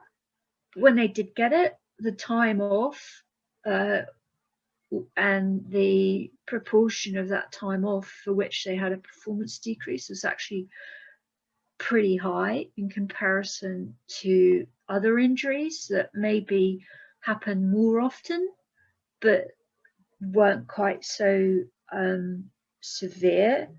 And the problem is is we don't actually have any kind of index yet of, certainly in triathlon, of the, you know, how do you class severity? You know, if the severity of the initial time you get an injury, if you record that in terms of how much they modify their training, how much is that going to actually affect whether it recurs or not? That's another aspect of severity. So it's kind of like multidimensional. As for race related injury, like I said, there's not that much data on the extent to which athletes seek professional help when they have training related injuries. It's much more easy to get this kind of data at races, obviously. In Worlds in 2013, you can see of these injuries, the topical ones, so that's 120 instances, all of them were discharged within 2 hours. Of the musculoskeletal one, again, most of them were discharged within 2 hours. Of the constitutional ones, again, like almost everything was with a discharge from medical attention within 2 hours. But you know, like there were still athletes who were hospitalized immediately, for example, or within 2 hours, or after 2 hours. And again, but you know, you can see here again how that differs in terms of the severity of the injury. You know, how it differs between the different sections of the race. As I mentioned, you know, there was a problem with the temperatures of the water in this particular instance. So, although all that literature that I went through in the first part of the talk and the data that we have indicates that injury or illness that's sustained by triathletes is usually actually quite minor in terms of its impact on training or racing. The data that I got in a prospective study, so this is athletes filling in their training and their injury and their illness and their performance and writing comments every single day for 7 months. The proportion who didn't get when it's crossed out, it means no injury or no illness or no performance decrement. So you can see here is injury, illness, and proportion decrement, and that's what it is per month. Look at the kind of percentages of the values. The proportion of people who never had anything wrong was actually quite small, even if it was, when they had something wrong, it was actually pretty minor. So yeah. And then when I looked at recurrence rates, and I was defining something as a recurring injury if there was a intervening period between successive recurrences of about 3-4 days. So it was quite a strict definition. A lot of the injuries repeated. These athletes were constantly, irregardless of what point of the training year and of their racing calendar they were talking at, they were constantly reporting re-injuries, reoccurrences of the same kind of injury. And this data here, it's just I was basically playing around with different ways of reporting it, you know, but in all cases, basically, yes, the reoccurrence of injuries seemed to be quite high in these triathletes, and you know, the number of recurrences of a particular injury when it was to a particular anatomical site in a particular athlete, when that was expressed as a percentage of the total number of reported injuries for the month in question, it was always over 40% for the first recurrence, and then up to 30% for the second one. Okay, so right, I hope that's given you a fairly quick tour through. Again, I'm sorry this is so data dense. But as I said, you know, like you can have all of this afterwards, these slides, if you want. In terms of the risk factors, we've got intrinsic ones and we've got extrinsic ones. The prospective study did show some evidence of cycle run transference, like injuries being attributed to, say, running on their first occurrence and then cycling on other ones, and then vice versa. There's huge amounts of data that I've tabulated, as I said, of all the risk factors that have been looked at in all the triathlon studies. But you can only use them as a general guide as what might influence probability of an injury recurring or its likelihood to reoccur. In that training diary study, one thing that I did was I actually found that injury occurrence was related to combined weighted bike and run training in levels 3 to 5 of 5, where 5 was the highest one. And as I mentioned before, when I synchronize average weeks of change in combined stress across the first 3 weeks of different types of microcycle, again, that confirmed that probably the competition period is when there's highest injury risk. And one of the things that I did as well was I actually calculated individual specific training stress to recovery indices for each of the athletes who did this study, and I saw a link in the weekly changes, in the weekly rates of changes in that and injury occurrence. So that relates again to the kind of stuff that Professor Seiler was talking about in his presentation. He mentioned the in excess ratio that he's working on. This is the same kind of stuff. It's something, you know, that's very interesting in terms of, you know, how you can monitor training stress on an individual athlete specific basis and then use that to try and predict injury. This one I'll leave for later, but basically I was also looking at that in age. But for now, what I'm going to go over, and I hope I do him justice because this is really good, what David did, and this is what's really unusual and really cool about what he did. And remember, he had a really big sample size. He had over 1,000 athletes.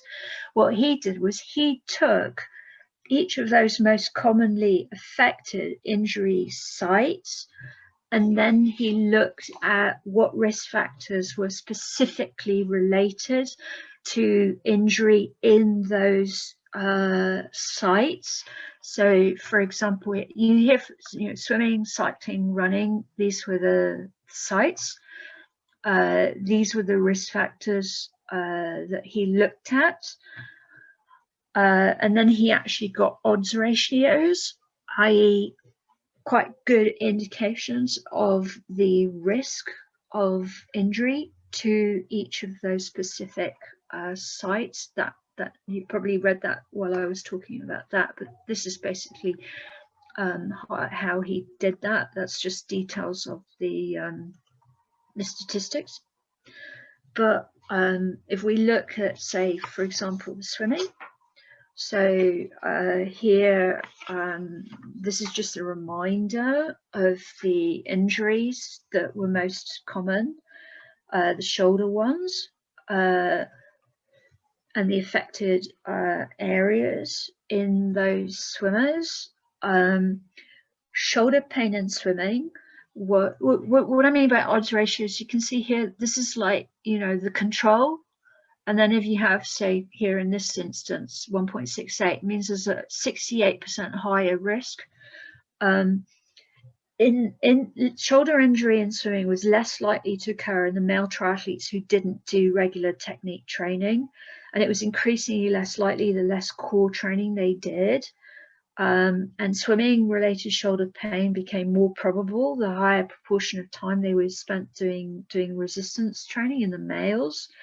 And in the females, for example, the shoulder pain became more likely as swimming weekly mileage increased.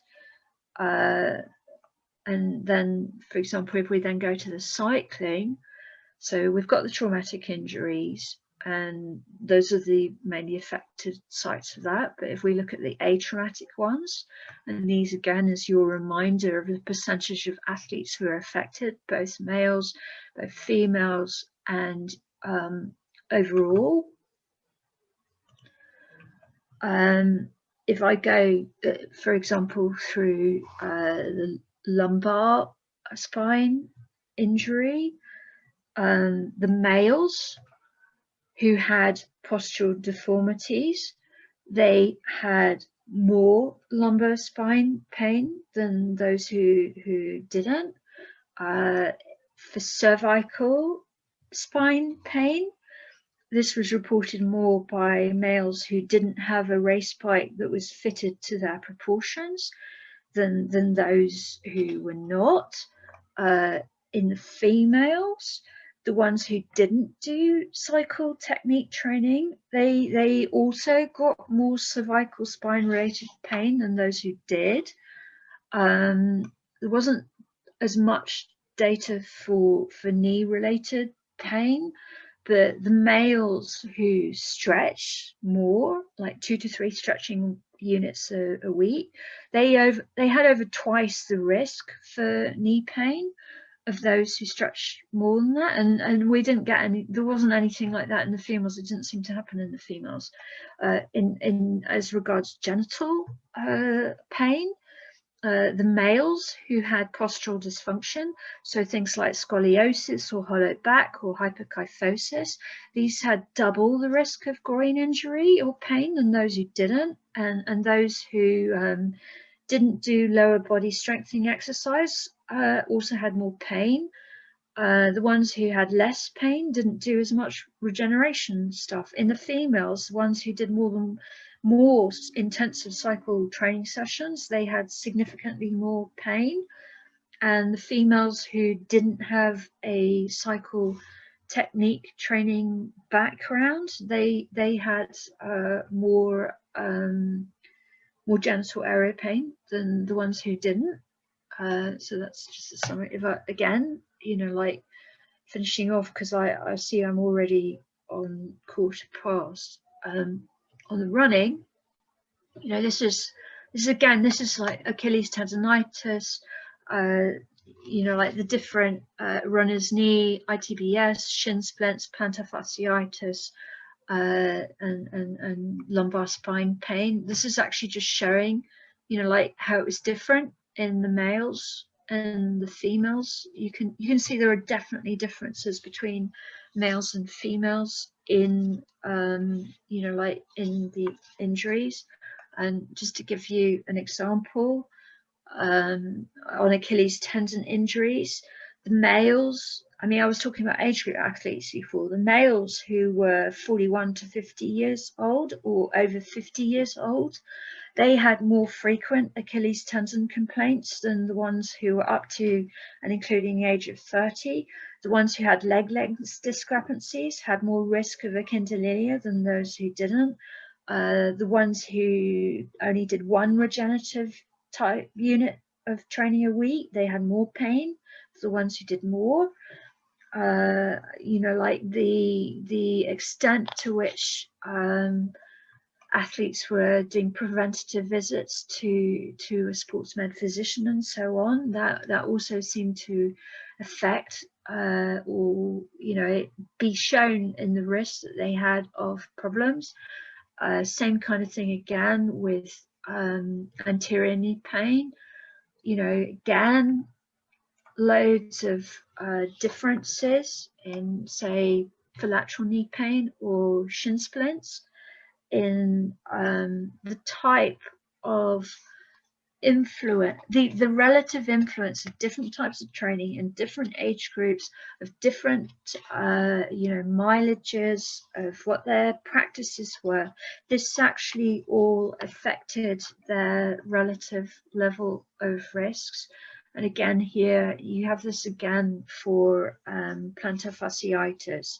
Again, for example, the males who did 1 or more brick training units a week, they were less likely to complain of pain than those who didn't. The males who had sorry, that's still in German. The males who didn't have a foot-specific running shoe were less likely to experience pain than the ones who did.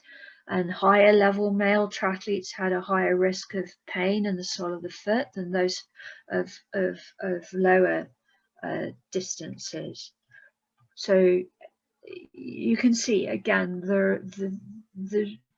this was all with pretty high sample sizes. So this is really lovely, these data, you know, the extent to which they're showing how risk was changed by what the athletes were doing in terms of their training related risk factors. So just to finish there, so I've gone through rather a lot. You know, as I showed you that big diagram of all the stuff sort of together, I've basically gone through it. That's kind of like the starting block. So, you know, we'll have our short break now with Steve's permission. I'll stop the scene, and then what we'll do is I'll finish off the session with going through sort of what we do with all this information to try and optimize training and performance.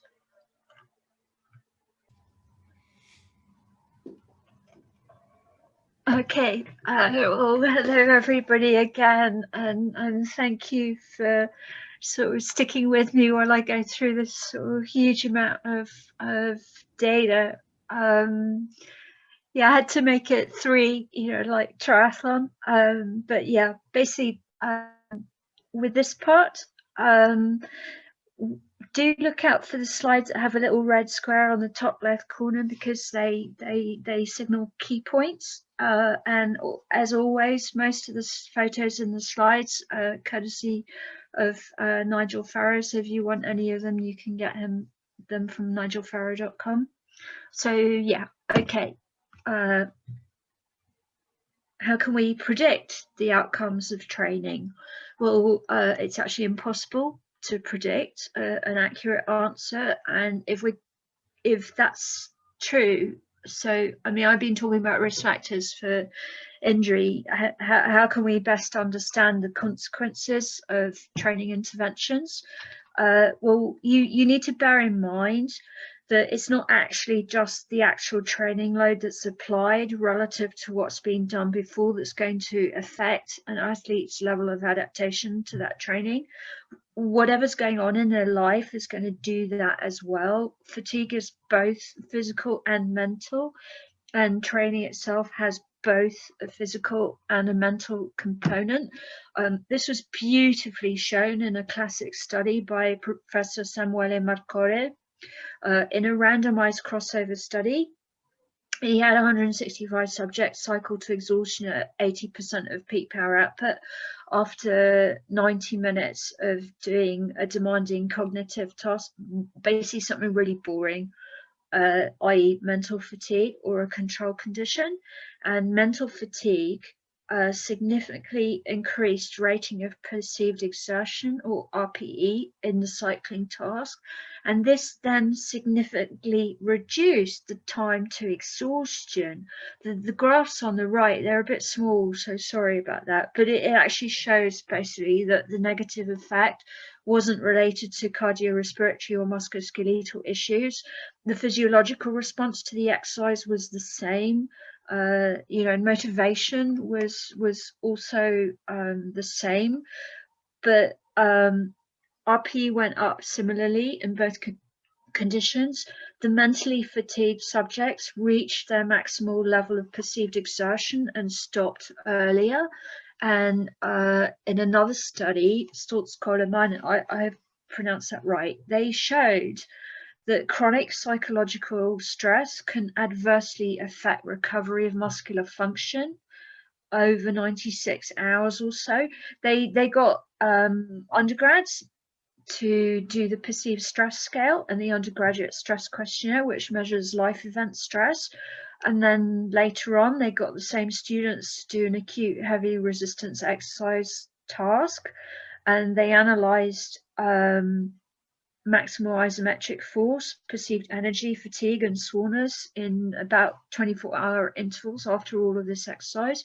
And then they analysed that, and they showed that life event stress significantly moderated the recovery of maximal isometric force. And this held even when the model was adjusted for fitness or workload or training experience. So perceived energy and fatigue and soreness, they were all affected by life stress. Higher stress was associated with worse recovery. So stress, whether it was life stress or life event stress or perceived stress, it affected recovery of both musculoskeletal function and somatic sensations after strenuous resistance exercise for at least 4 days. So the take-home message from that is that when an athlete's under a lot of stress, you've got to take extra care with their recovery period. And why is that? Why is that important? Well, the general aim of the training process is to apply enough training stress or overload to displace the homeostatic of the functional systems in the athlete. So this acute overreaching provides a stimulus for adaptation. If you have an appropriate recovery period during which it works to re-establish that homeostasis, the athlete will then supercompensate. They'll adapt to the stresses. So if you then give them the same stress again, you get less disturbance in homeostasis. So this means that after adaptation, they can do more work for a given homeostatic displacement, and the athlete then gets an enhanced performance compared to their baseline. But if you're going to get functional overreaching and supercompensation, you have to have that period following the training stress during which no further homeostatic imbalance occurs, i.e. recovery, and the length of the recovery period depends on the time needed to complete the recuperation, and this depends on the degree of fatigue that you got from that training stress. So performance will go up when you do successive training stimuli when the athletes are in a state of supercompensation. But if you leave too short or too long between different stimuli, you're not going to get that effect. Or as well, if the resting period is too long, you might reverse the overcompensation effect if you don't give a secondary stimulus soon enough. Again, you could lose the training effect. But if you give a stimulus before the athlete has regenerated, they're still going to have the fatigue from this previous stimulus, so you get more stress homeostatically, and you get the processes of adaptation under more stress. So the athlete has greater load to achieve the same degree of work. If you repeatedly expose them to fatigue-inducing stimuli without sufficient recovery, you're putting their capacity to adapt under continuous strain, and that then may manifest itself in symptoms of non-functional overreaching or N4, and the first kind of signs and symptoms of that, like performance drops or psychological disturbance, will happen, and the athlete can take weeks or months to recover. If you have confounding things like bad nutrition, illness, psychosocial structures like work or coach or family related or sleep disorders, if that goes on, eventually you could get to exhaustion of the athlete's capacity to adapt or overtraining syndrome. You can see from this slide the training stress recovery adaptation relationship. One of the ways you can look at it is like it's an inverted U. We want the athlete kind of there. This slide is used with kind permission of my colleague, Professor Piacentini from the University of Rome, who's an Iron woman, and she's a well-known expert in the area of training monitoring and fall. But what is really important to remember is that highly motivated athletes who reach a state of N4 may place themselves at risk of and developing more imbalance and moving further along that continuum Although rest is the best known treatment for excess training stress, this is probably the exact opposite of the athlete's instinctive reaction. I mean, what athletes you know that when their performance isn't getting better thinks I need to get a rest? I mean, most of the ones I know, they think they need to train harder.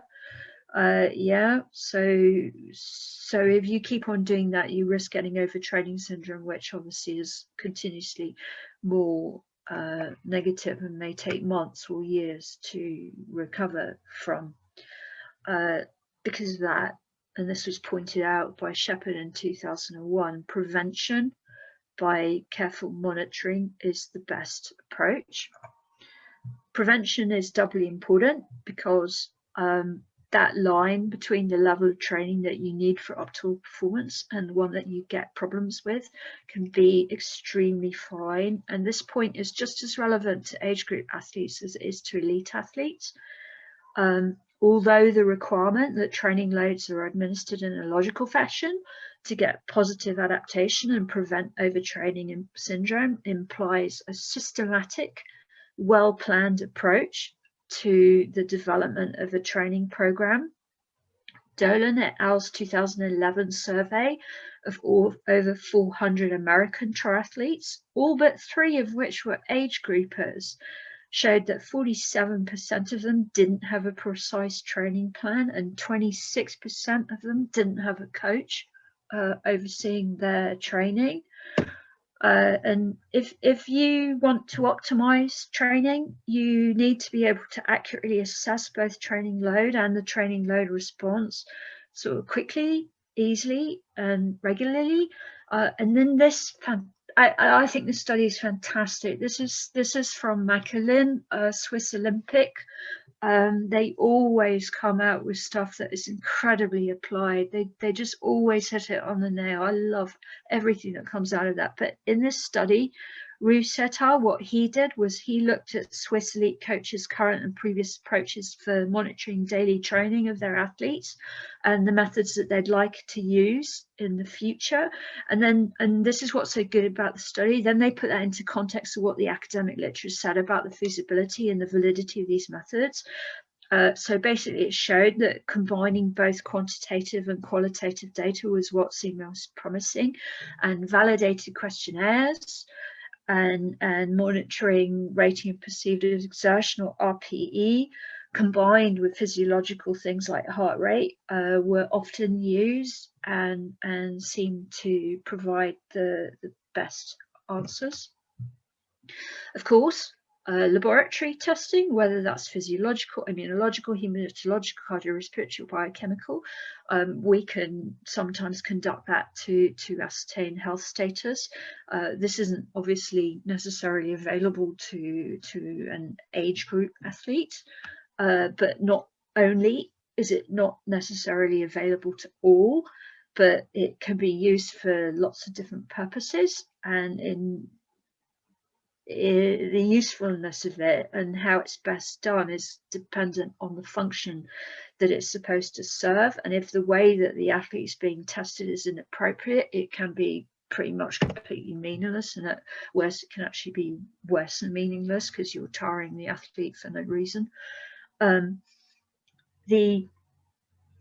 ECSS-ACSM consensus statement in 2012 said that if testing is being conducted, if you want to detect subtle performance decrements, it's better to use sport-specific performance tests. And in my experience, ideally, you need a sports physiologist who's got proven expertise in the sport in question.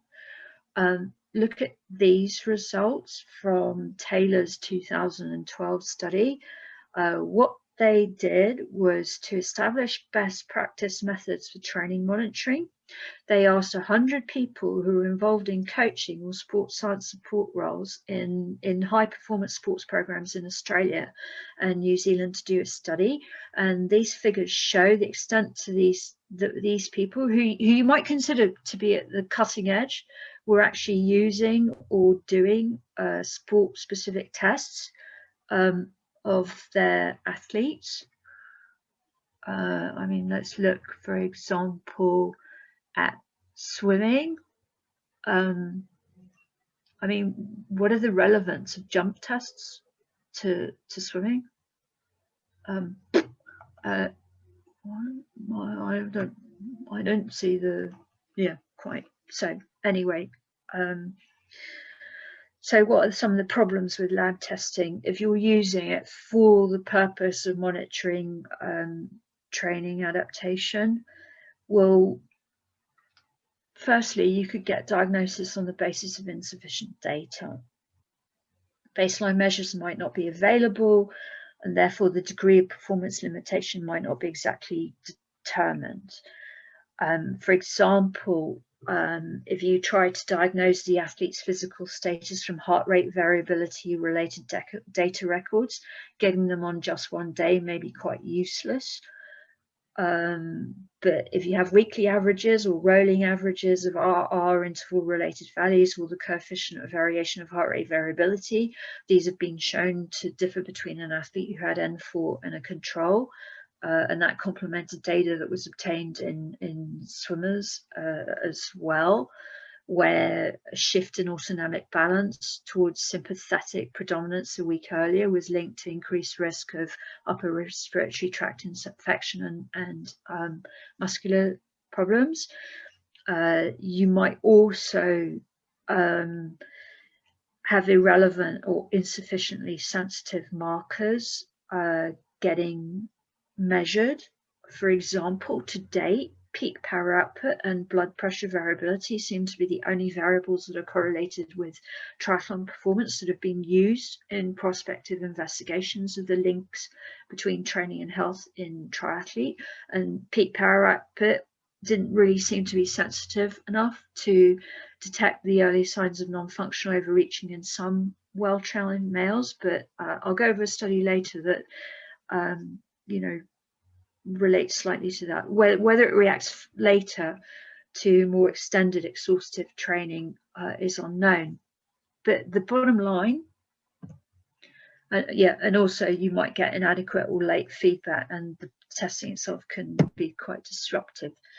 The bottom line is that frequency of assessment is critical. So what did these people who are working in top level sport indicate? Well, they indicated that they used some kind of training monitoring. 84% of them were using self-report questionnaires, but the methods that they were doing were not necessarily perhaps the best. And that's why I'm going to talk about them. And one of the points that I'm going to make is that monitoring needs to be done on an ongoing basis. It needs to be done in combination with training analysis, and it needs to be done pretty often. The update of the consensus statement says that because the overtraining syndrome is mainly due to an imbalance in training recovery ratios, so too much training competitions, too little recovery, it's really important that athletes record training load on a daily basis using a training diary or a training log.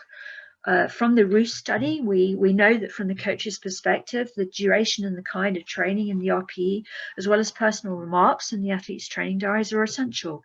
And coaches want a feasible system that gets a lot of data easily and can learn from previous events and gets that feedback quickly. So those Swiss coaches, what they said was that measured and self-reported data needed to be collected daily in order to adapt training programs to the athlete's actual conditions.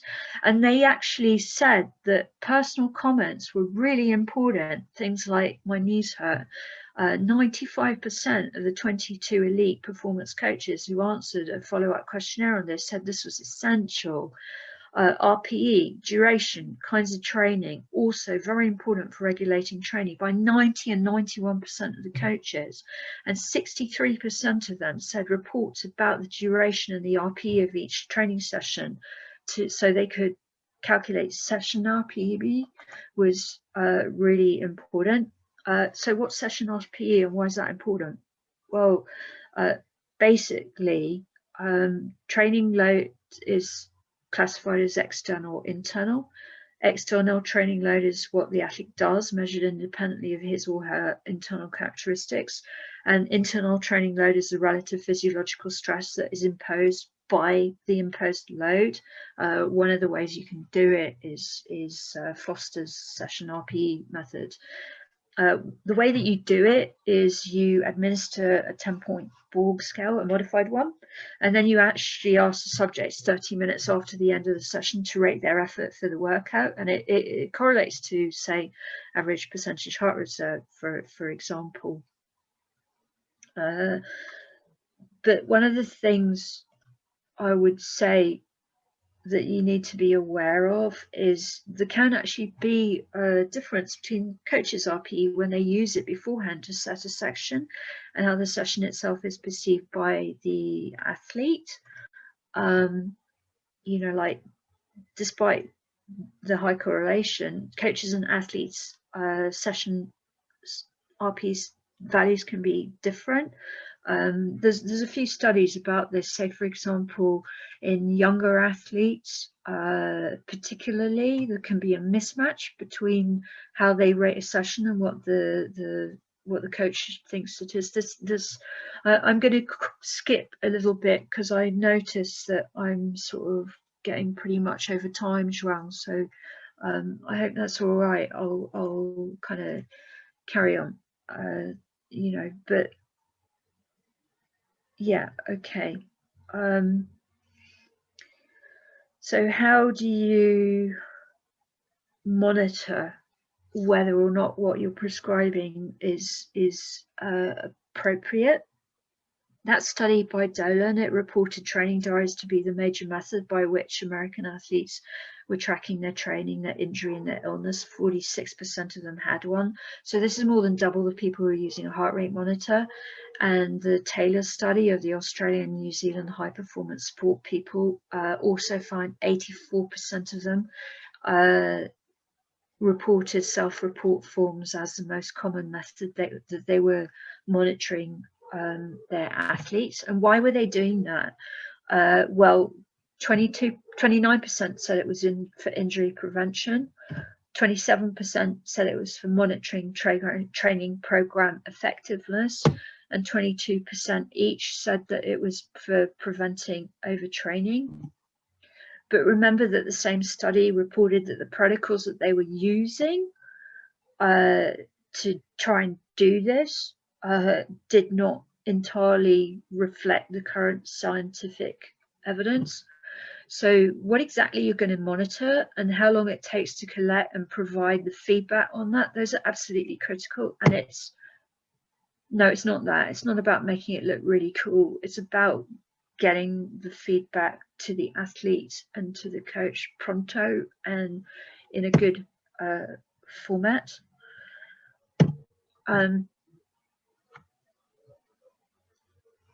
So what indicators of responsiveness to training are you going to do? You've got to have a balance between the number of indicators and compliance. If you have too many indicators, it doesn't matter if it's fantastic. Your athlete's going to get bored and they're not going to do it. Training status indicators, or what I call trends, they can be subjective or objective. A review by Saul, he concluded that subjective measures of responsiveness to training, like the profile of mood states or POMS, were more sensitive and consistent than objective ones, more likely to exhibit a dose-response relationship to training. As objective methods for monitoring athlete well-being measure constructs that are related to well-being but not necessarily reflective of an athlete's position on the overreaching overtraining syndrome continuum. If you combine both of them, objective and subjective indicators, that's the way to go. So the objective ones, they're all these kind of things, and then subject ones are scores on questionnaires such as the daily analysis of life demands for athletes, the recovery stress questionnaire, and so on, and various signs and symptoms of illness. psychological signs and symptoms can be measured by versions of the POMS, such as the POMS-C or variations of it. This, if you're not familiar with it, it measures both general and specific moods. So athletes were found, you'll notice, those of you who are familiar, this one's only got 5 of the factors.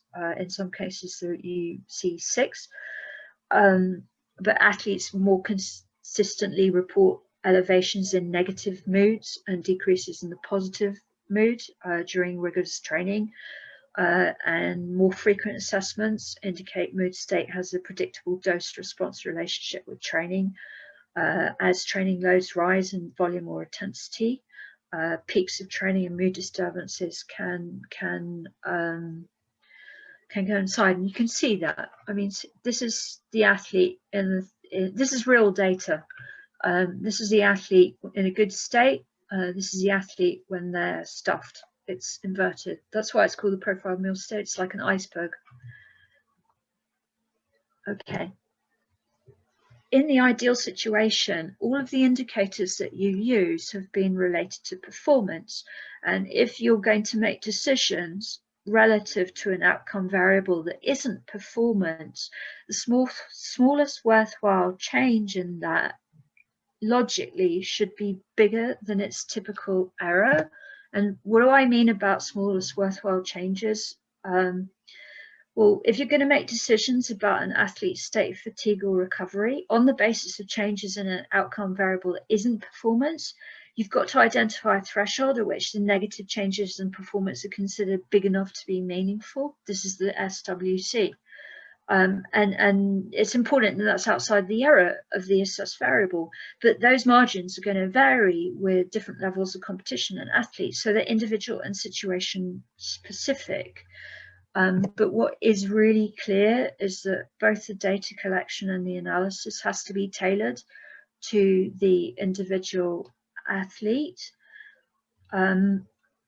If you're monitoring performance, if you monitor self-rated performance or performance decrement, this can sometimes be more useful than actually measuring times, because it could get partly around that problem of trying to decide what constitutes a good performance with that particular athlete. Because of course, where you place in a race depends who is in it. Is it okay, Shuang? I'm going a bit over time. I'll just carry on. I'll probably need about at least another 20 minutes. Sorry. I have no problem with that. I'm enjoying the presentation. If everyone else wants to stay in. sorry, listeners. That's perfectly fine. I'm sorry. But anyway, yeah. Okay. So what is really clear is that both data collection and analysis have to be absolutely tailored to the individual athlete. Because what makes one athlete breaks one athlete. So the earlier that you're going to flag up an email adaptation, the better. And putting that another way, everybody wants to be successful, but what that actually takes is decreasing injury, decreasing illness, decreasing performance stagnation, and decreasing non-functional overreaching. So I mean, I've gone in quite a lot of detail about the level of injuries, and that, yeah, they're mostly non-severe, but you've got to remember that, you know, like severity, it depends, it's how you define it. You know, I mean, if you're talking about an elite athlete, you know, like something that somebody who's not an elite athlete thinks is kind of minor can be viewed as really, really bad by an elite athlete. And I mean, again, you know, a blister, so what? But it's going to affect your running, isn't it? You know, perhaps to a competitively significant level. And the key thing is that in many athletes, surprisingly small delays in training are considered by them as being a training process failure. And Kenter and Hassman, they stated, for example, that the amount of sessions that elites, irrespective of sport, needed to do to attain the standards of competition, was that if they needed more than 72 hours to recover from training stress, yep, it was considered to have failed. At the elite level, a drop in performance of less than 1% can be major problem. So again, you know, like this all underscores that it's absolutely imperative to identify maladaptation as quickly as you can.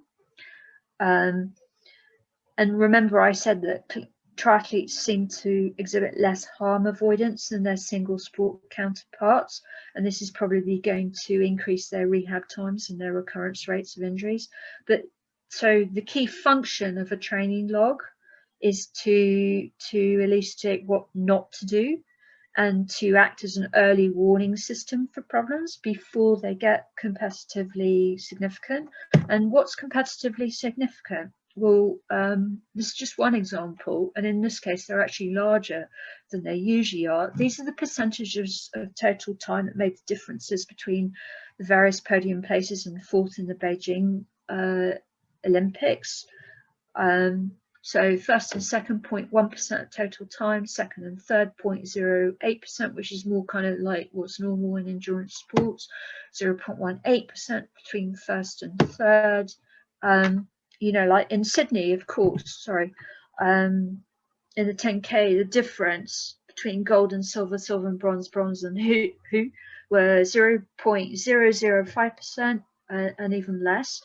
In that photo that I put up before of Hyvie, of course, you know, like at the race with the biggest prize person triathlon at that time, it was a sprint finish.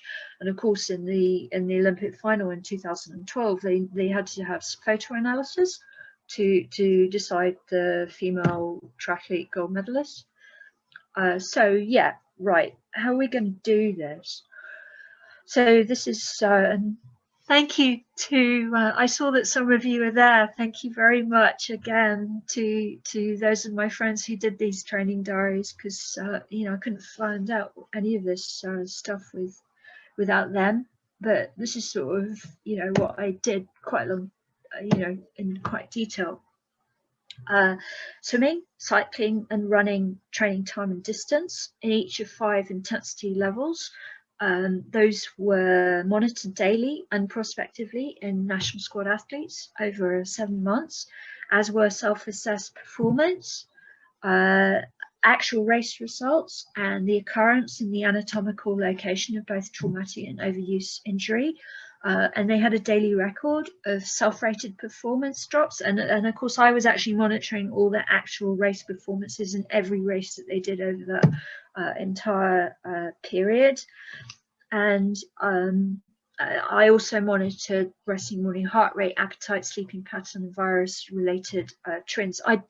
I chose those from I basically analysed all the existing training diaries of the national squad, and then I analysed all of the indicators in the literature out of, I think there were like over 400 of them that could be self-assessed by an athlete, and then I like looked at which they were both doing and which ones were good to do in a self-assessed way, because of this thing that, you know, it doesn't matter if it's fantastic if the athlete's not doing it, it's pointless. So yeah, these athletes did daily scores on those indicators, and then on top of that, they also did the week 27 item profile of new state C. The main reason that was given in that Taylor study for elite support staff not using logs that were based on academic research was that they took too long to do. This one, Canadian coach who's there listening to me, you can probably correct me and say maybe it took longer, but I think it took about 4 minutes a day to fill in, hopefully. But anyway, the compliance of the diaries was almost quadruple that of any studies that have been done before. And the second main reason that elite sports staff said in that study that they didn't do training logs that were based on academic research was because these logs need to be targeted to the individual. So these ones were, but the way that the study was done allowed for intra-individual variation relative to generated individual specific peak performance norms, also to be analysed at a group level. And I calculated these sort of individualized training stress indices and individual stress recovery ratios for each individual athlete. But there's one point I wanted to say. So changes in training status data that prompt adjustment of training or competition load. Normally coaches are going to do that using visual trends or red flags. I mean, they like it. Everybody likes it. I like it. I used it. Visual analysis, it's easily done. It's good for discussion with your athlete. But the problem is it doesn't necessarily account for masking factors. And what do I mean by that? I'm going to give you an example. Apparently, there's a really strong correlation in the UK between the number of ice creams that are sold and the number of old people that die every year. So ice cream sales are a masking factor. I don't think ice cream kills people. I mean, English ice cream is not very good, but yeah. It's probably got a lot more to do with the fact that fewer ice creams are sold when it's really cold, and cold weather can be really hard if you're elderly and you don't have the money to pay for heating. And visual analysis, what it can't do is it can't account for autocorrelation either. So that's when things look related, because they're actually kind of measuring different aspects of the same thing, not because one of them actually kind of like affects the other. So what I did after the study had finished, because this was research, as I didn't want to change what the athletes were doing. Basically, what I did was I generated prediction equations for self-reported performance decrement and the occurrence of overuse injury. And then I used all of this on clean data to check the probability of the equations that they were correct. So afterwards, I actually used like big data and computer learning and all that kind of stuff to check, you know, whether this system was able to predict performance decrement or overuse injury. But essentially, the way that it worked was for each athlete from their race results, I identified like peak performance weeks, and then I calculated means for all these were Olympic distance athletes mainly, so they were doing like 7-day microcycles. I calculated the values means per weeks for peak performance and non-performance weeks, and then I looked at how that kind of varied. And then, you know, I did that for all of these kind of indicators, and I had indicators that were like composite ones that were from these sort of viral illness scores and muscle soreness and stuff like that. And then I basically used all of that together with various calculations of training load, and saw the extent in the athletes who didn't have traumatic injuries, because of course that's nothing to do with training, the extent to which it predicted. So it actually predicted really high. So that was it's promising. It just shows that, you know, like when you have training diaries, triathletes are really into gadgets, but you know, you can actually do an awful lot if you have really quite simple logical things done in a very logical way. The problem obviously is that it takes quite a long time to analyze this kind of stuff. I mentioned that injury occurrence was related to combined weighted training and bike and run. And I mentioned the synchronized comparative examination of average weekly rates of change in training stress across different microcycles confirmed they were at higher risk in the lead up to competition. And on the individual athlete basis, there were links between what they were doing in the training over what they normally did in overuse injury occurrence. And these were all calculated on an individual specific basis. I hope you're still with me. But anyway, yeah, so that was quite a long time ago. I mentioned that Taylor study revealed another of the problems with most analysis of the so-called cutting edge of sport in the Taylor study, those coaches actually said that they were taking about 4 hours on average to collect training monitoring data, usually on a daily basis, and then they were taking up to 6 hours to manually analyze it, attempting to give feedback on the same day per week. I mean, I remember from when I was, working at national squad sort of training camps, and I do like testing in the swim session, and maybe that was 6 or 7 o'clock at night, and then I or like I was doing lactate testing on the track, and then I literally didn't sleep the whole night because I spent the entire night analyzing it so I could give the data back to the coach at 5 o'clock in the morning before they went off to the swim search. So what when I started this kind of research, it was quite a long time ago, and what's kind of different from then and now is that it's possible to integrate potentially far more accurate recording of training and other stress from, say, electronic devices with rigorous scientific monitoring of both these subjective and objective measures of adaptation. And the methods of predicting this continuously evolving, and also then being able to get feedback to the athletes so that adjustments can be made. This is all like really sort of going on. And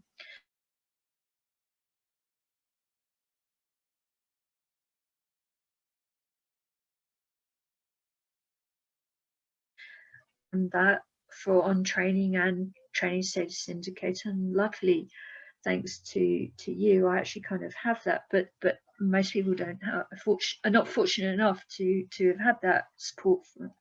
But in November 2015, as Intel's survey said that 84% of just over 700 triathletes, runners, and obstacle course racers, they have all these gadgets like the wearable devices. They actually reported functionality as the most important reason for having, like a heart rate monitor or Garmin or whatever. So basically, yeah, there are all these gadgets now. Sorry if I'm putting that in a not particularly scientific way. Triathletes are well renowned for being one of the groups of athletes that most picks up on new technology. So basically it's a different game now. The potential improvements in training data collection accuracy and validity that are available from wearable devices but haven't yet been taken advantage of, and advances in computing eventually should lead to a paradigm shift in this kind of research. But the problem is, and this is in general, it's not just in triathlon, most applied research is what you call lost in translation. It's not effectively used to improve training and racing practice. So, I mean, this paper from Professor Piacentini and her colleagues, superb work. This is absolutely superb work. It demonstrated that monitoring of early, easily measured stresses and symptoms could successfully predict non-functional overreaching after only 3 days of cycling. This kind of quality work, unfortunately, is massively in the minority. The bottom line is, I mean, I told you repeatedly, injury occurrence and reoccurrence in triathlon seems to be high. In the Roos study, the coaches said they'd like a monitoring system that gets a lot of data with adapting intelligence to present only the most important information in a short way. And 95% of these coaches said feasibility is what's most important if you're creating a monitoring system. So 91% of them wanted to use data from athlete to coach, like via smartphones. And for 86% of those coaches, an automated summary of all the monitoring data into a simple index with the possibility to review all the data, they said that would be good. and they wanted, for example, like colored warning systems to visualize positive or negative training responses. And this is something that we've been working towards in our research, like, you know, as I said, identifying key risk factors, athlete history, environment conditions, training intensity, load, frequency, lifestyle, life stress, all of these kind of things that you can develop like an individualized index for the athlete performance and their susceptibility to injury. But it's not just one-on-one or cause and effect. The thing is, you can't look at injury prediction as a linear thing. It's interaction that between all these risk factors that you need to kind of account for, always flagging up problems before maladaptation actually sort of happens.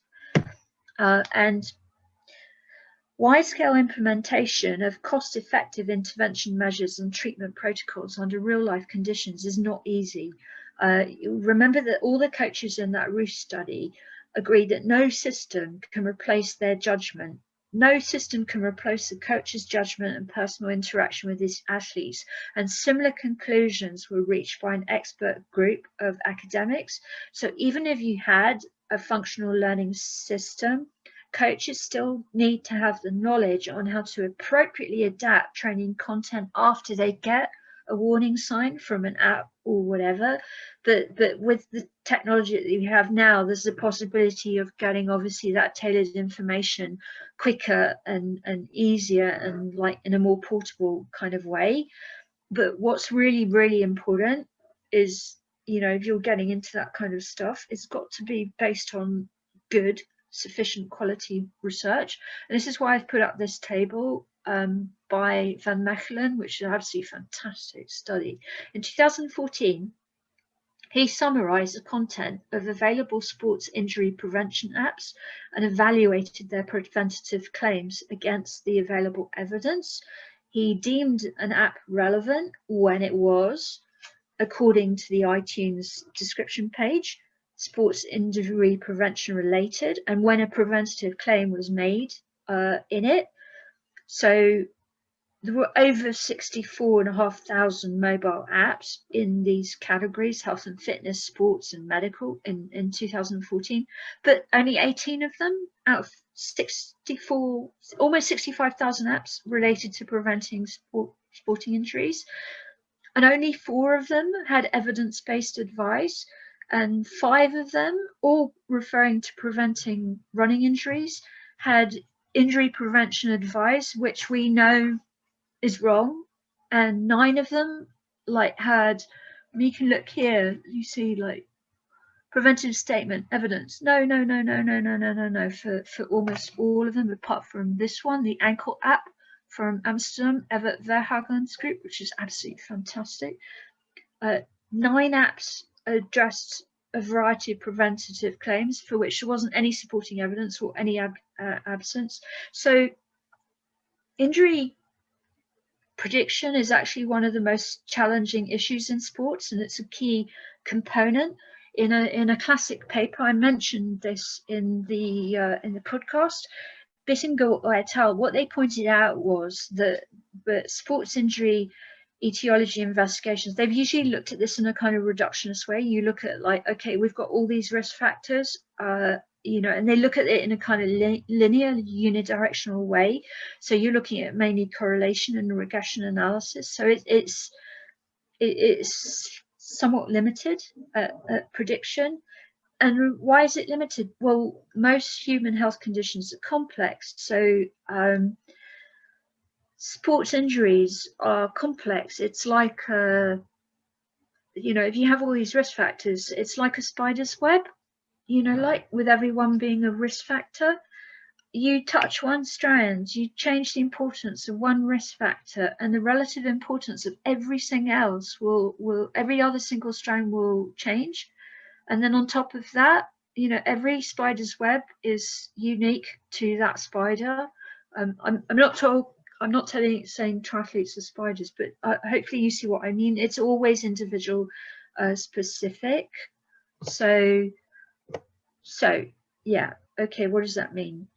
Everybody wants to be successful, but what that means if effective monitoring is used is decreasing injury, decreasing illness, decreasing M4. So what would be really good is if in the future we would have, you know, standardized methods of defining and reporting training and injury, continuously updated systems. This would be amazing. I mean, imagine if you could have like individual sort of passports with individual warning signs. This could be, you know, if there were enough data, you know, like theoretically it's possible this can translate, and in fact it already is translating into better planning and better medical support. So if you have massive analysis, if you have, you know, like there's an awful lot you can do. We're in the middle of a like really exciting time in terms of sort of sports injury research, because of course, like if you get this right, it would be, you know, like the difference between reading the serial box, which in the case of Portuguese athletes is something called Nestum com Mel, and being on it, but to kind of move injury and illness prediction forward, what is really necessary, as well as a consensus statement and standardized methods, which is something that Dr. Herden talked about a lot in the podcast. What we actually need is we need massive amounts of data. So you need collaborative teams of race organizers, technical officials, coaches, athletes, medical support staff, researchers at all the levels of the sport to get an adequate database that can be used to drive continuous improvement in practice. So my last but one slide, I wanted to thank everybody who's done all our research, because, you know, like it's so important and so appreciated. We could never have found out all this stuff without you. And then I just wanted to give a link. So myself, Professor Piacentini, and Dr. Herden, we were editors for this. That's the link. It's an issue of a journal that's specifically all about maximizing triathlon health and performance, and it's totally free to access and download the papers. And I wanted to highlight just a couple of the papers that related to injury. This one from Naurora Estebaria. I think she's gone because it was about 5 o'clock in the morning, but basically she, Inigo Mujica and David Pine did a paper specifically on training and competition readiness in triathlon. It's very well worth reading. Please read it. And related to the next 2 Olympic cycles, and of course the mixed relay, a multidisciplinary group from the German Triathlon Union and the German Olympic Center and multiple area-specific experts. They wrote a really good paper with guidelines on how you can recover better from exercise-induced muscle injuries and the considerations for that for Olympic distance races, and one that Professor Piacentini and I are doing at the moment. Again, this one's still running, but you know, check back on this one too, because there's quite a lot there. Professor Piacentini is a world expert in this area. There's going to be a special issue on that too. And that's it from me.